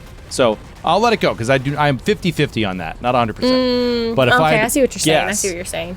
All right, so let's just say it's fine. You sustain it. Then next action, you do this precog thing and envision its death. Yes. Yes. and then bring it into this timeline. What the hell does it do? Make a fortitude save. Fortitude save. Can you fight against me trying to, like, warp its aging? I'm trying to age it rapidly. Okay. But what if it died in like a car wreck in the future? Does it suddenly there's a car come flying out of nowhere? A car horn blaring. Yeah. Sustain only has a concentrate trait listed on it. Just Okay, throwing then that you out should here. be fine. All right, perfect. Thank you. Sydney! I got you. 23. Oh, brother, that's way higher than my I DC. rolled so high. I have a terrible fortitude save. Are you kidding me? All right, so it's Sorry. basic, though. So you're going to So take half. half. Half damage, okay. So let me roll. This doesn't You're count gonna as this. Sorry, go ahead. 3 points of void damage. 3 points Void of damage. void damage. Okay, yeah. It starts sucking the life energy out of this. Yeah, you see it aging in front of you. That's amazing. That's not a strike, right? That doesn't count All right, as so a strike. that's 2 action. You're telling me that was only 1 action? That's only Okay. 1 action because it's not, you know, And it's something you can just do. Oh, you can do it when you're in your quantum field. and it's a focus spell. So So it's a focus spell. I Got it. use a point, yeah. Oh shoot. Okay. Well, I only have 1 action left. Punch it. I guess I could just try to punch it. Yeah, I'm gonna try to punch it. Yeah, I'm not very strong. I'll use my shock pad. I can do some electricity damage. I have like a shock pad glove on. Yeah. Last Cool. action. I'm just gonna try to punch it off of me, Joe. Let's see. Well, it's not going to punch. Wait, you're going to attempt to escape? Oh no, I'm just trying to punch it and do Can, damage. can she just Okay. hit it? Yeah, so I rolled well. -2. Minus 2. while you're grabbed. 18. 18 with the -2. No, it is You're t- 18 with the -2. And you're telling me you take no map. And also, That first thing she doesn't gets- have the That's just a attack trait. spell. I don't think And so. Doesn't also- have the attack trait. Sydney, you get a +1 Some for do. my thing because I haven't gone again yet. And a +1. It does not have the attack trait, so no map, and I get a +1, so it's actually then 19. that is a hit. Yes. That is a hit. So you are going to take 1d4 and then another +1 for. I forgot to put the Yes. other damage on. That's on me. Well, it only counts for strikes, so I don't think it would have worked. So 4 points of electricity damage. Oh my gosh. Yeah. My Give this hands off are to you. crushing And this. guess what, Joe? Nice. I've got a reaction for this turn. It's called a quip. And in this quip, You No, don't you have already your did. reaction. You already used it. your reaction. that was not the last until- turn. It has to It come has to- back, round. Back to to you. your round. turn. Yeah. You're like the start of your own Convenient reaction. rule change. Convenient rule change. Excited to hear the quip when it does happen. though. Well, very now it's excited less to hear the exciting. Save that quip. Just nobody heard anything. La la la la. La, la, la, la. Yeah, cut that out. Yeah. Erase. We've been witch warped. We don't even I was so remember it. excited. We have no idea what That's you're why talking it about. doesn't work. You saw how happy I was. What doesn't work? We don't know. What do you mean? Yeah, what are we talking about? Exactly. I'll never know. No idea what you're talking about. Okay. So a round is a hell of a your turn. personal, or a turn rather, is your personal cycle. It's not When like it comes Through the whole initiative order. Yes, is a round. okay. Sydney, did you cast warp time? Yes, I did. Okay. All right. So now I'm seeing how this works. Like you get this as part of your thing, but I can't find it anywhere. That's crazy. It's already happened. It's done and it was awesome. Yeah. It might be in focus spells. There's a focus spell section. It's not in spells. Yeah. There's That's what it spells. is. I was looking in There's spells and then focus spells. Got it. I know because I got one of those too. Awesome. All right. That would mean we are at oh. My guy? Yes, my guy. Oh. Uh-oh. Brutal. Brutes Magoots. I'll pull back the curtain just because it's fun. He's getting an attack off and he had 1 hit point left. Oh, 1 hit point. So close. But it's enough Dang to try it. to suck the very life out of you. So he's going to continue biting you, sinking into your skin. 18 to hit. That hits. Can't stop. Jeez. Oh, 6 points of piercing. How in the world are you rolling so high on this damage? Guys, I'm You're in bad shape. He's about to fall over. He's like bleeding out. It's like sucking No, you're blood not. out of him. No, All you're right, not. here we go. No, you're not. I'm going to finish you off. Miss, You are And then why are you so gotta mean keep- to Sydney? got to keep trying to finish you up because I got to put somebody down. What am I going to disconnect to go after somebody else? Oh, no. It's Don't. -10. No. All right, The Almost. My big guy's dead thanks to the Boz Omen combo. And was pretty Zahoo. We sweet. come back to Zahoo. Okay, great. Okay, so here we go.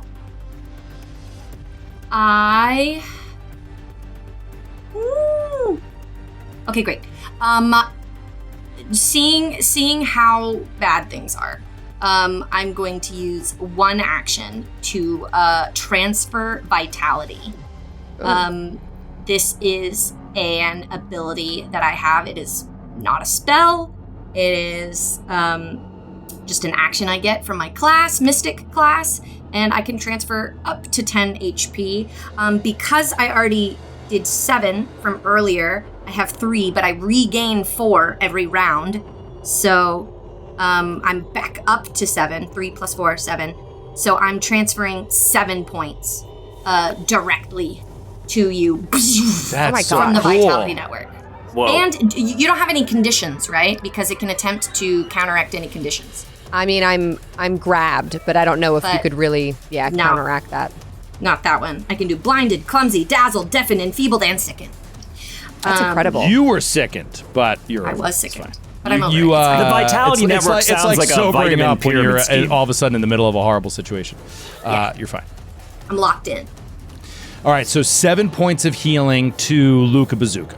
And that was one action. Yes. Nice. And then you with my guys. other 2 actions, I'm going to point at the mite that's attached to Luca, Yeah, seems like And- it's a second from death. and a small metal disc is going to materialize and bing bing hit both that mite and the second mite because I just cast Ricochet. Ricochet. So they need to Awesome. make a basic reflex save. Basic reflex, I am on it. All right, we are reflexive. You picked our most reflexiveness. I know. So but the my main DC is one really that high. the one you're trying to take out, that's a 20. The other one that is a 22. Okay, they both succeed. Whatever. So They're half only fair. Dimaggio Whatever. for both. Okay, half damage for both, and it's only 2d4, but at least it's guaranteed damage. Roll 4s. Yeah. Come on. Okay, that was I mean, he said one is fine. the one only has 1 hit point left. Plus That's 1 right.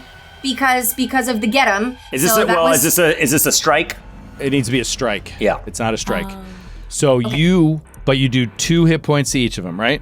2 hit points to each of them. Yep. That kills the one that was grabbing Luca Bazooka. Okay. Oh. Good. It is dead. Luca, you are no longer off guard. Oh, thank Huge goodness. because, well, actually, it's not that huge. I'm just going to grab you again.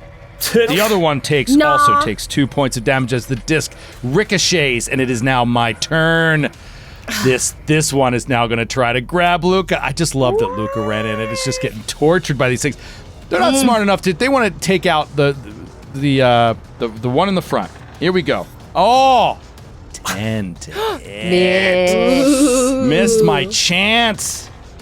Oh, 5 to hit. That's Oh, the nice. Joe I know and Wow. love. There Yeah, I am. I'm seriously. back, baby.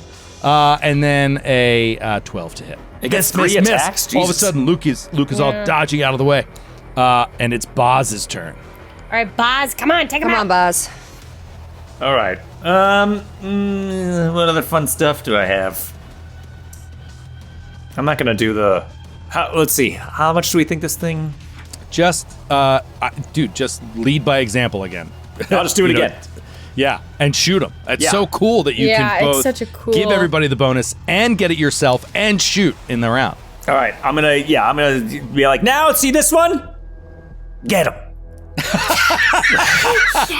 Rob, this get 'em thing has been around since the start of Starfinder in 2018. I always thought it sounded weird. I never knew how to make it sound natural. You're crushing it. That's Yeah. That's why exactly I'm how it's here. meant to So sound. great. You see this one? Get him. Get him. Okay, so here we go. I'm gonna roll, and then I'm adding +1 for this cool thing that I'm doing, and then the charisma modifier to damage if I hit. I'm not going to hit because I rolled. You could bottle cap now. Okay, so I'm rolling, and then I'm adding my dex and my proficiency, right? Mm-hmm. Which should be +6. 6, so it would be a 13 right now. This thing is just he already went, right? Is he gone? He's already gone. He's already this gone. round. This is, yeah. I don't want to spend the bottle. Okay, so you miss. You have another action. You can fire again at a -5, so it would just be +1 to this second attack if you'd like to try again. Yeah, let's do it. All right, so another shot. Roll high. Natural 20. Let's go. Actually, it's a +2. 18 then. So you rolled a natural 16? Yes. All right, that is a hit. Yes. Yeah. Nice. Eat it. Great. Now, I don't really know the rules, but I don't know if you miss on that first lead by example shot, I don't think you get the charisma bonus to your damage. Strike. If you use 2 actions, strike the target, you gain. Yeah. So, yeah, because it was just like a regular. It was like a 2 action to do the get 'em move.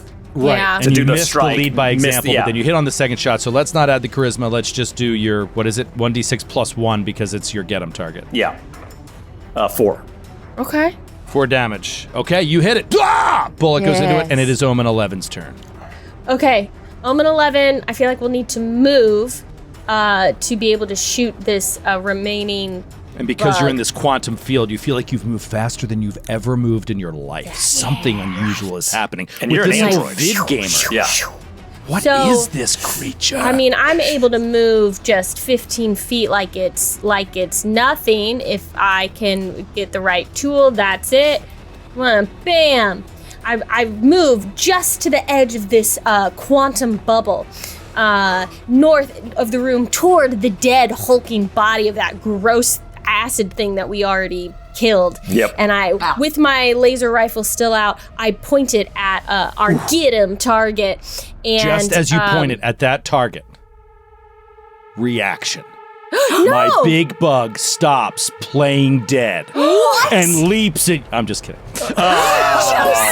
I was watching Paula's face because you moved right up next to it. I That was would have like, been. That would have been incredible. baller. Joseph we have Stewart to write O'Brien. a play dead move for a monster. my with a God. reaction. Scared the crap Incredible. out of me. Perfect for like a bug, too. On its back, like. For those that weren't watching, Mary Lou gave me both fingers, not just one. Very close to the camera. Caught both birds. It was like a All right, Beastie sorry. Boys cover album. Raise your laser rifle and fire. And I fire at the one that's left because the other one's already dead. I will. And you get +1 to this status bonus. I don't think I did my additional. It doesn't matter. I should have done my additional precision damage from aiming yeah. last time, and I did not do that. But I will aim this time again, and I will remember to roll it this That time. thing would have been dead before. Because remember, it Well- only had 1 hit point. Well, that was for the first. We it live was and we not learn. for the one We're that only learning, left we're with one, growing. so it's okay. We're learning, we're loving, we're laughing. And we're firing. So you're one right, action you're right. to stride, 2 action aim, 3rd action fire with my laser rifle. That's a natty 17 plus Oh, there you go. 11 would be a 28 to hit. That would be a that. critical That's a crit, laser baby. blast to Oh the my might gosh. dome. Okay, Yes. so that's 1d8 plus my 1d4 precision. So +1. Plus the 1 plus from me. 1 plus doubled. 4 on the D4, 7 on the D8, 11 plus 1, 12 doubled, 24 points of damage. Is it still 24 alive? Is it- points of is it damage. still How's it doing alive? now? It just splats against the back wall. Ignites into, because this does fire damage, I like to think that as this laser fires out and hits it, it ignites and then is just a lump of once flesh, now charcoal. Carbon. Nice. Carbon. You got carbonized. You got Just carbon. amazing. Amazing. You blow it to the back wall and it starts burning. I need to It mark goes another. lays back on its hard carapace, its little legs flicking in the air until they slowly stop moving. And you are out of combat. Encounter ended. You win. You win the game. The whole game. Go home. You win the whole game? You win the We do whole not need to investigate this laboratory anymore. I'm Back sure to the this is ship. all that was here. Back to the ship. Back to the ship. Back to the ship. We have lots to tell, Venture Captain Harvey. Well done. Well done. Oh. I'm gonna Can I heal you. assume I'm you gonna stop heal you, concentrating on Luca. your quantum field?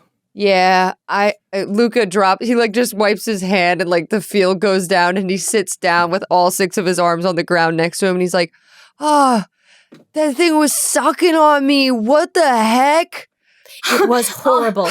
Zahu's gonna come like crouch down next to you and put her giant spindly arms around you and just like stroke your golden fur. And it's okay. Shh. Thanks. And I'm gonna transfer more vitality to you. I'm assuming I'm getting at least the 4 points back from per round. But now that even that we're out of combat, I think I can do like up to 10. Yeah, so talk to me about this ability a little more detail. Like, this is something you can just do all the time? Like I can do it all the time. Whoa. So I just don't understand. That's very powerful. And is it supposed to be like But a I non-combat? only have 10 max. 10 max. 10 HP in my network right now at this level. So I actually misspoke. The first time I healed you, Luca, I actually did my focus spell, which is infusion, which spent my focus point. Okay. And then So the that has a second limit. time, yeah, so I can't do that again. The second time, and it acts a lot like heal, where it has the same 1, 2, or 3 action options. The second time I healed you was my Mystic class ability, Transfer Vitality, which is 1 action, and I can just like download from my cloud. Like I have a cloud network of 10 HP that I can download into anybody who's bonded to me with 1 action. And what happens when you so use the 10? How do they refresh? I get 4 back per round, and And you can just keep doing that. So it's a matter of like outpacing your healing, basically. yes, yep. Gotcha. And Okay. out of combat. Oh, when I refocus, I gain all of it back. Yeah. Dang. So you could do max 10 because we're out of combat? If I refocused. So I already gave you 7 before, so I have 3 left. I'm gonna give you 3 immediately, and then I'm gonna for 10 minutes sit and focus. Luca also refocuses to get his focus spell back in those 10 minutes, and he looks around at the group. I'm starting to think, like, what I saw on the ship when we did that scan? Like, this was the living stuff, you know? Yeah. Mm-hmm. What do we do? Boz just sort of walks over to Luca and like gives him a little pat on the head, like a little Pomeranian pat. It's very soft. You did all right, kid. You did okay. We're gonna get through this. So feel better about yourself. Boz, you are a force to be reckoned with in battle. You really are a leader. I just love talking shit. I didn't know if I believed you. Dude, you should game. You It's would do what I was really born well. to- I know, it's just dexterity-wise, I'm fine, but I just love running my mouth at assholes. I mean, They you make me so scared, mad. you scared the shit out of those bugs. Yeah. Let's go get some more. Let me treat your wounds too. So I've refocused and I've gotten all my HP back in my Vitality Network, and I've got my focus point back. But I don't want to spend my Vitality Network points until we're back in combat. But I can treat wounds because I have a med kit. I spent money. While they're all doing this, Joe, can Omen 11 be kind of looking around the room to see if there's anything useful in here or even information, just anything, or does it just look like a mess? You look around. It is a mess. You Look at look all these around, pods. but you find two sacks that the larger bug-like creature had right under its initial space that it started in. right to the north of you as you came in the room. Right. You saw it was sort of like protecting these sacks for a moment. No. As you open them up and look inside, you see there's some sort of yellowish rocks in there that look almost like eggs. They're eggs. Almost like Eggs. No, they look almost like amber, kind of like they're not circular and they're somewhat translucent. They're yellowish and they seem extremely interesting. No, wait, when you say sack, do you mean like a man-made bag or do you mean a like fleshy a bag, like a egg sack? Like a Can like I a hemp sack. recall knowledge to see if I know what these are? Sure. Or have seen them before? Now, I know that probably what makes the most sense being rocks would be like a nature, but if it's something of value, maybe I've seen it in the underworld when I was a bounty hunter. So underworld That's so amazing. lore. You're so amazing, Paula. I've had multiple characters with the underworld lore, and I've never once rolled it, and I've never once asked to roll it. Yeah. Because every game I'm in, it is completely irrelevant. Like I've never played one where the GM was like, all right, so now you're negotiating with this drug lord. Like it's just it's never been a part of the theme that I've played with anybody. yeah. And so I I've asked for it appreciate twice your already. attempts to use it. You can roll nature or society. Okay, I will roll society. Or arcane or occultism. Society is the thing I know about the most at having lived many different lives. Society is the thing I know about the most. Oh, that's out cool. Of all You of have like these fleeting memories of other lives. Luca, Yes. Luca also as a renewed android. Yeah. Luca also says to you, hold on, let me help you out. And he's gonna analyze target on the big bug. And basically, when I analyze it, you or anyone you advise about the analysis gets a +1 status bonus to recall knowledge, to impersonate it, to treat wounds. So he's gonna his HUD comes up, boop, boop, boop, boop, boop, boop, boop. And Joe, if you could give me whatever information you want to give me about the creature, if I'm able to learn anything before this recall knowledge, I'll see it's like biometrics and stuff. So I don't know if that would tell me anything, but I do give Paula the +1. Scrolling. That's I don't awesome. understand. She's not doing a recall knowledge on the creature. She's looking at the sack. Or the sack, sorry. She's looking at the rocks. Can I do it on the... Oh, shit. No, you And I can't guess do it on rocks. I can't do it on the... Just stop and we'll come back to you for that recall knowledge on the creature. Let's Okay. just stay with the rocks for 1 second, finish that. The bonus would have been cool, though. Come on. Oh, now this is the die I should have been using the whole time. Another 17 on the die plus 5, 22. 22. Okay. Yeah. You know what? I'm just gonna skip ahead a bit here and say, story-wise, you spent that first day being the android operative you are. You're not here playing games. You're No. not some There's a vid job gamer. to do. I don't even know where Sydney is on the screen. You're not some vid gamer. You are here to make sure that the Starfinder Society's business is taken care of. It is very And important to me to in help your other people reach research- their goals. Yes. And in your research, you discovered that one of the most interesting things, most valuable things to followers of this newborn is something called octernite. Octernite is... Pieces of the shell. It's pieces, it is solidified remnants of the embryonic fluid Yeah. in which they believe the god was gestating. Why would And these so bug there creatures- are people out there that believe. Well, actually, you wouldn't know that. That's occultism. So right Sure. now, you know that this rock has some value among people. Believe that octernite could be this solidified embryonic fluid from within the planet after it exploded, and it is just out here in the outer rim here, just floating around in space if you have the means to gather it. I will share that information with everyone and say, I do not know if the creatures we just fought, if they have come here for this on their own accord or if they have been sent. But there must be more of this somewhere here, and that is why, I have to imagine that is why they are here. To take it, maybe. We've got to be really careful because if they find out that we have a piece of the shell, they'll come after us too. Well, it is the embryonic fluid, fossilized or hardened or Well, we have a piece of the shell. Remember in that case? That is true. That is That very Arta true. That is our gave us. gift. That is our gift. Could we? Or Arvin gave us for Arta. What a That is true. We must be very careful with that. Yes. I'm treating Luca's wounds. I rolled a 21 to treat wounds. So I think that's a success if the DC is normal. It's 15. So what do you get? 2d8? Is Yeah, it just 2d8. like Pathfinder 2e? Great. Nice. do it. Awesome. Treating up Luca.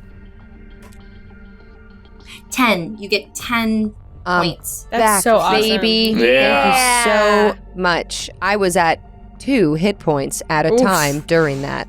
Wow. Are you back up? I would know this Back because to of our full. bond. You feel a big, healthy Luca vibration after you heal, and Luca turns to you and puts 4 of his arms on you and says, "That was incredible. You're an amazing healer, like the Stop. best I've ever seen." Oh my god, thank you. It's sort of like thank my you. thing. So while they're over complimenting each other, you, Omen 11, you also find, as you're scouring the room, you find 2 vials, glass vials in the room that are filled with some syrupy-looking purple fluid that has these streaks of green and black through it. As you kind of like shake it a little bit, you have no idea what this is. But it seems to be man-made. Like, it doesn't seem like something the bugs had. It was in the lab. Can anyone identify or detect any magic? I found a strange liquid. I do not know if it is magical or scientific. Oh yeah, here. And I cast detect magic. Detect magic. On It this, is not on the magical. bios. Ooh. Can I look at it with medicine and see if it's a medicine? You don't recognize it. You've never seen it before or anything like it. Are there What about like Arcana? No. are there computers and shit in here? Like, would we be able to boot Not up in this something? room. Okay. This is like a storage room or an equipment room. An Got it. equipment Okay. room, but there's no computers in here. That Let's is a take good it with idea, us. boss. Maybe we can find Definitely somewhere take to analyze it. Yeah. Okay. So talk to me about what you do next.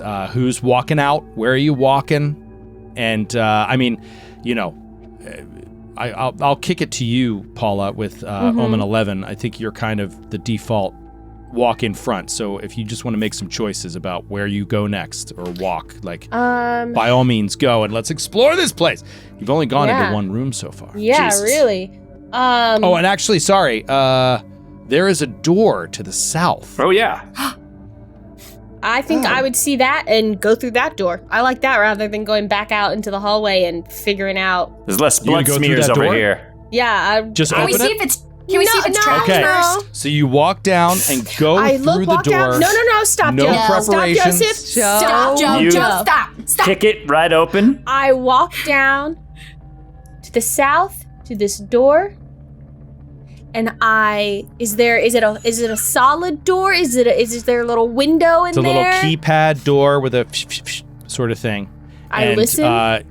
You believe, but this one has a button that it does not have like a secret code. It's not like a locked key door. It just has a button that can just open it, but it's electronic. I listen. Do I hear anything? What's your perception, Bone? +6. You don't hear anything.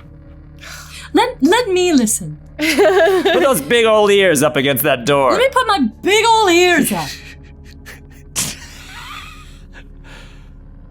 I don't I like got an 8. this What? one bit. What? We're being very careful.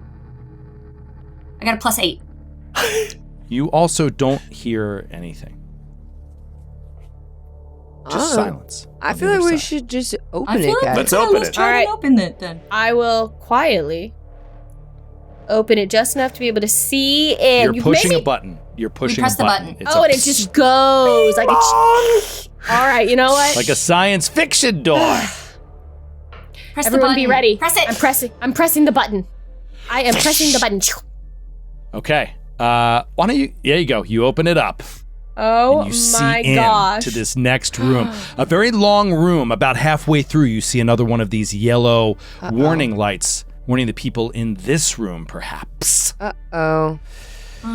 In this room, you see, the first thing you notice, perhaps Boz, as you're looking over her shoulder, or their shoulder, computers. You see computers on multiple desks, multiple workstations set side by side, kind of like cubicles over each other.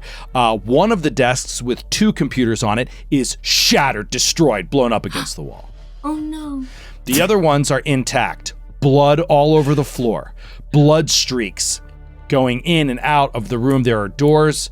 There's a door that's sort of like leaned open to the west, which is to your right as you're looking down. And then also it goes further south down into the room, and you see blood streaks down there. You see what look like lockers all the way in the bottom. Across all of these desks at an instant, Omega 11, oh my God, Omen 11, you can see framed digital photographs of families and pets, kids. You also see sealed beakers with like neon liquids. And there's like a little, this is amazing. How dark do you want to go right now? I don't know how to pronounce this. Feel free to make fun of me. Tardigrade? Yeah. Oh, yeah. Yeah, sure. A tardigrade plushie on a desk. They're cute. Blood all over it. I do not like this. All the girls are like, oh, and Rob's like, evil man. Joe. I just admire Joe picking up on the vibes and then immediately trying to like slash them in half. Oh, you thought that was cute? There's fucking blood all over it. It's probably some kids. Gun ready. Say, I am going to enter the room. Be on your guard. And I will step just through the door, just into the threshold of the room. You step in, no change. Okay, everything seems normal. I will move. Nope, everything seems horrible. I mean normal. Destruction. Not normal, bad, really bad. I Things will. are bad. Yeah, really, really bad. Is this a normal office where you live? No, nothing has changed since when you were looking through the doorway. No movement. Nothing reacts to you. I keep wanting to say klaxon, but I always think that's sound related. But I think it is. It is. That spinning light. I will look back and say, I think it might be somewhat safe if you would like to join you should me. go first. You're the leader after all. Oz. Huh? Oh, right, yeah. I Sorry. think you should go next. Just looking up my abilities. Okay, here I go. I'm here. And I'll come in after you. I will step off to the side slightly so that I'll keep moving. Okay. So you're staying back, not this a exposing closet yourself to here? any unnecessary danger, and overwatching the room. Yep. Everybody else is walking in. Nobody's walking deeper into the room. You're all staying right at the No, doorway. we're really scared. Luca walks in Is and this goes, a cl- computers, and walks up to the desk. Okay, you walk Sweet. right up to the desk, and what do you do at this computer? I hack in. I use my freaker. and I will Freak it. seeing this, I will come over and say, this is the liquid. I do not know if it can be analyzed in here. Oh. You start clackety clacking. So I Immediately you see would there's no like analyzation stuff in here. There's no analyzation chamber. These are workstations with just computers. And yes, there are some vials with some liquids in them and stuff like that, but they're not next to like scanner devices or anything like that. They just seem Does to be it look left like on there desks. are there any vials that are like purple, like the one No. that we found? Are there No, any none like the one that you missing found. spaces in the? Okay. No. Oh, before I forget, Joe, as Boz is watching all this, he's reloading. I don't know if you want to hear that every time. But he Nope. I'm Okay, not interested great. in reloading. Sure, because I can The describe only you way I'm every interested detail. in reloading is if we're in like you have fired 5 or 6 or 8 shots Yeah. in a combat. Then you would need to use an action to reload. That's what I'm interested. Otherwise, out of combat, you're always reloaded. You're ready to go. Good. I Log love it. number I love it. Seeing one. these. Everything at the lab seems normal. Huh. Log number 2. Something's weird. Huh. Log number 3. Like a video game. It's like totally- how there's in a video game, how you get those voice logs or those message logs Yep, where it's it's like, Dead Space. "Ah!" And then Literally. it like, Yes. yeah. It is Dead What do I Space. actually find, Joe, in this computer? As you get into this computer, very easy to hack into, not too many defenses here. This is just the regular workstation of a scientist in this place. And you see a lot of different things about the day-to-day operations. You see a lot of different notes about what they're doing here and stuff like that. You see that I guess what you focus in on, what seems to be the most relevant, is one of the core objectives of this facility is to study the psychic properties of the remains of Octurne. So when it exploded, there are theories that the remnants left behind may have shards of psychic energy left within them that represent perhaps the development of the mind of a god Oh my God. in gestation. It's like crazy stuff, edgy science stuff. I love it. And apparently there's another room in this facility, not far from here, where they are actually testing these substances, some of which are octurnite. You hear octurnite being tested for psychic remnants encased within the rock that could be possibly extracted. As you're reading these, you see a researcher details a moment in which they describe, like a journal entry, just like out of Dead Space, and they describe analyzing a piece of octurnite, and during the analyzation process, reading the data, and the data not giving them any particular change from the previous data. It's all just sort of geological, right? But as they were reading it, they suddenly fell into a brief trance, like passed out briefly, daydreamed perhaps. They couldn't quite describe it, but they had a vision. They had a vision of their mother telling them that they needed to travel to the Aslanti Star Empire and meet with a particular person there. What? A person named Caro. And the mother kept telling them this, and the detail in the journal is this person is like, my mother has no idea the Aslanti Star Empire ever existed. She never knew anything about that. And it was almost as if like someone was trying to give me a message through Weird. the avatar of my mother. Very strange.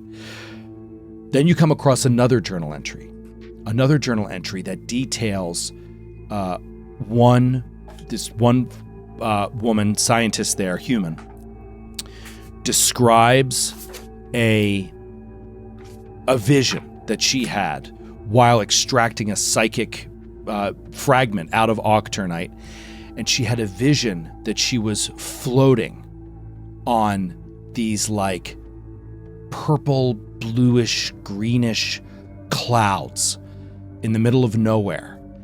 And then she looked down and she was standing on a platform in the middle of this that had no structural element to it.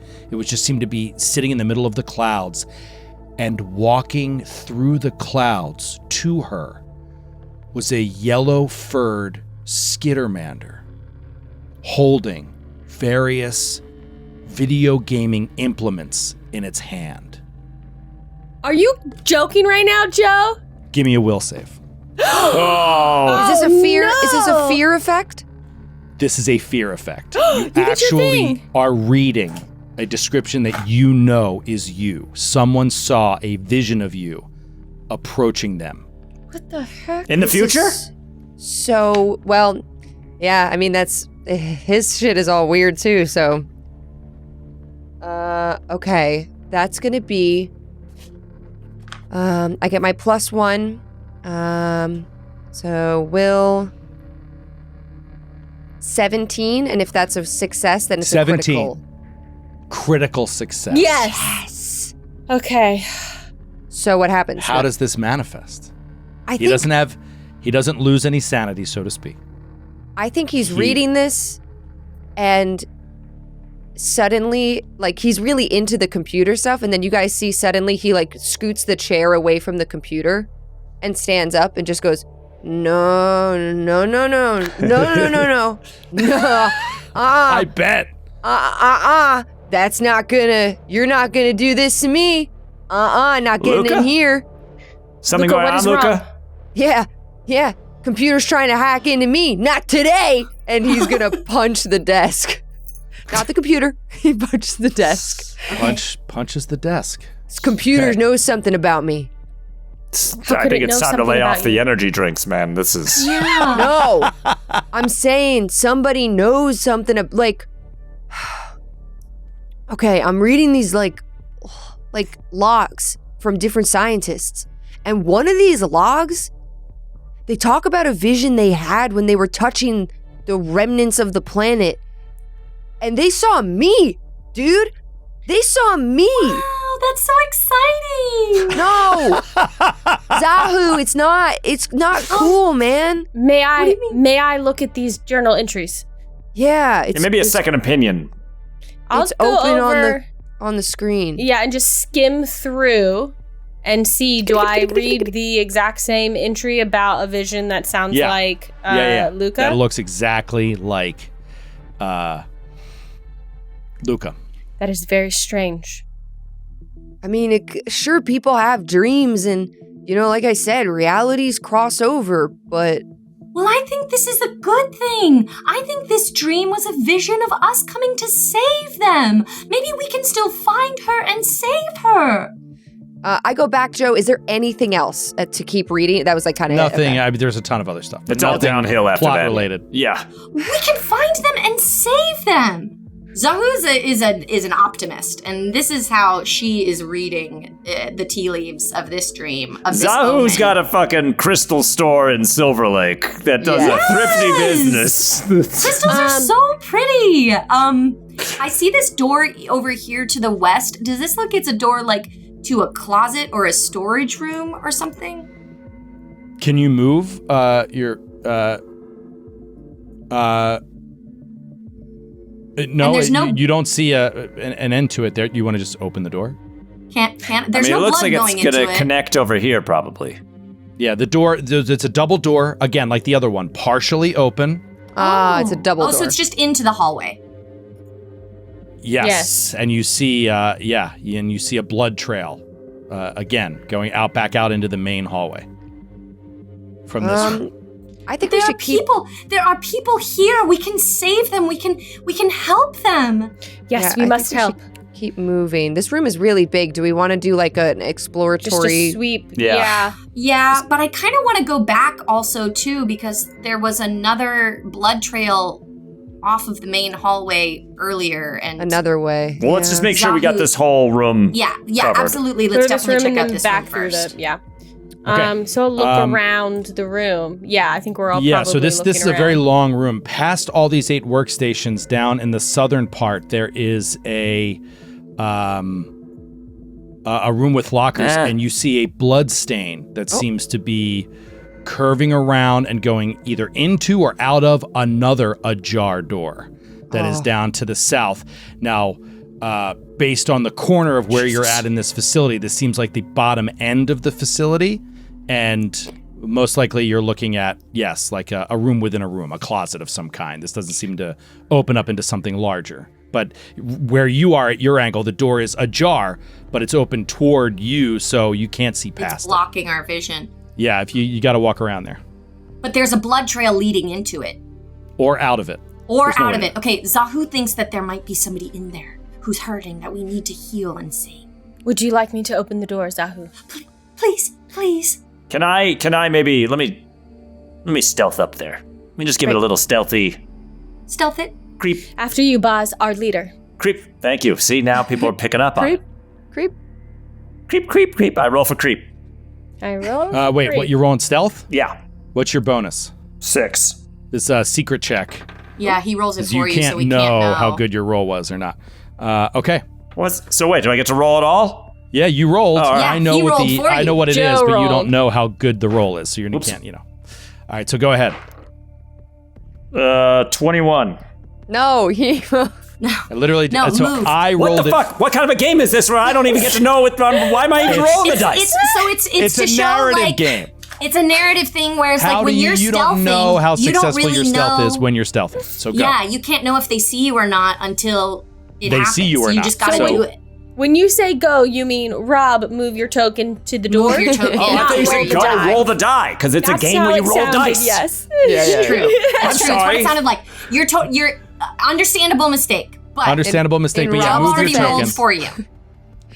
I don't want Joe to roll for me. Yeah, I this is know, bad it's rolling really dice. hard. We I know it. know. It sucks. We know. All right, so you could pull this door all the way open if you like.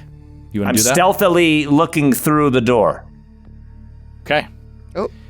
You stealthily open up the door and you see a series of lockers in this room.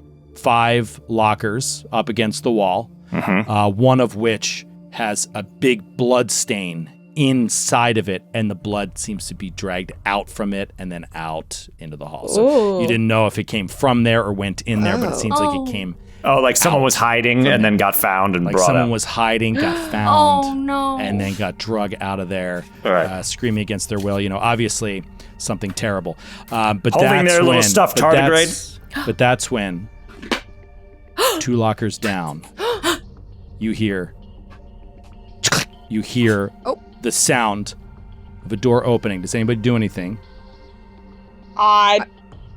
The sound of 2 lockers opening inside this 3, room we just opened up. 2. I don't know why don't you Inside roll the room. for us I and then have tell my us gun whatever out. happened. Everybody freezes as slowly this lower part of this locker starts to screech open, and then crawling out from below beneath the person. locker, It's a refugee. you see the aging face of what looks like an old female skittermander scientist who's alive. I And put we'll my pick gun it away up there immediately. next time when we continue our Starfinder 2e adventure here during Gen Con on Sunday. On Sunday, got to come back and watch the finale Oh my gosh. of our little Starfinder Society scenario. I'm so amazing. excited. I'm glad we didn't Amazing. shoot the locker. Amazing. Yeah. What do you guys do? I gave you guys like a split second to do something horrible. It would have been amazing. No, I was just gonna wait and see. But wisely, you held your tongue.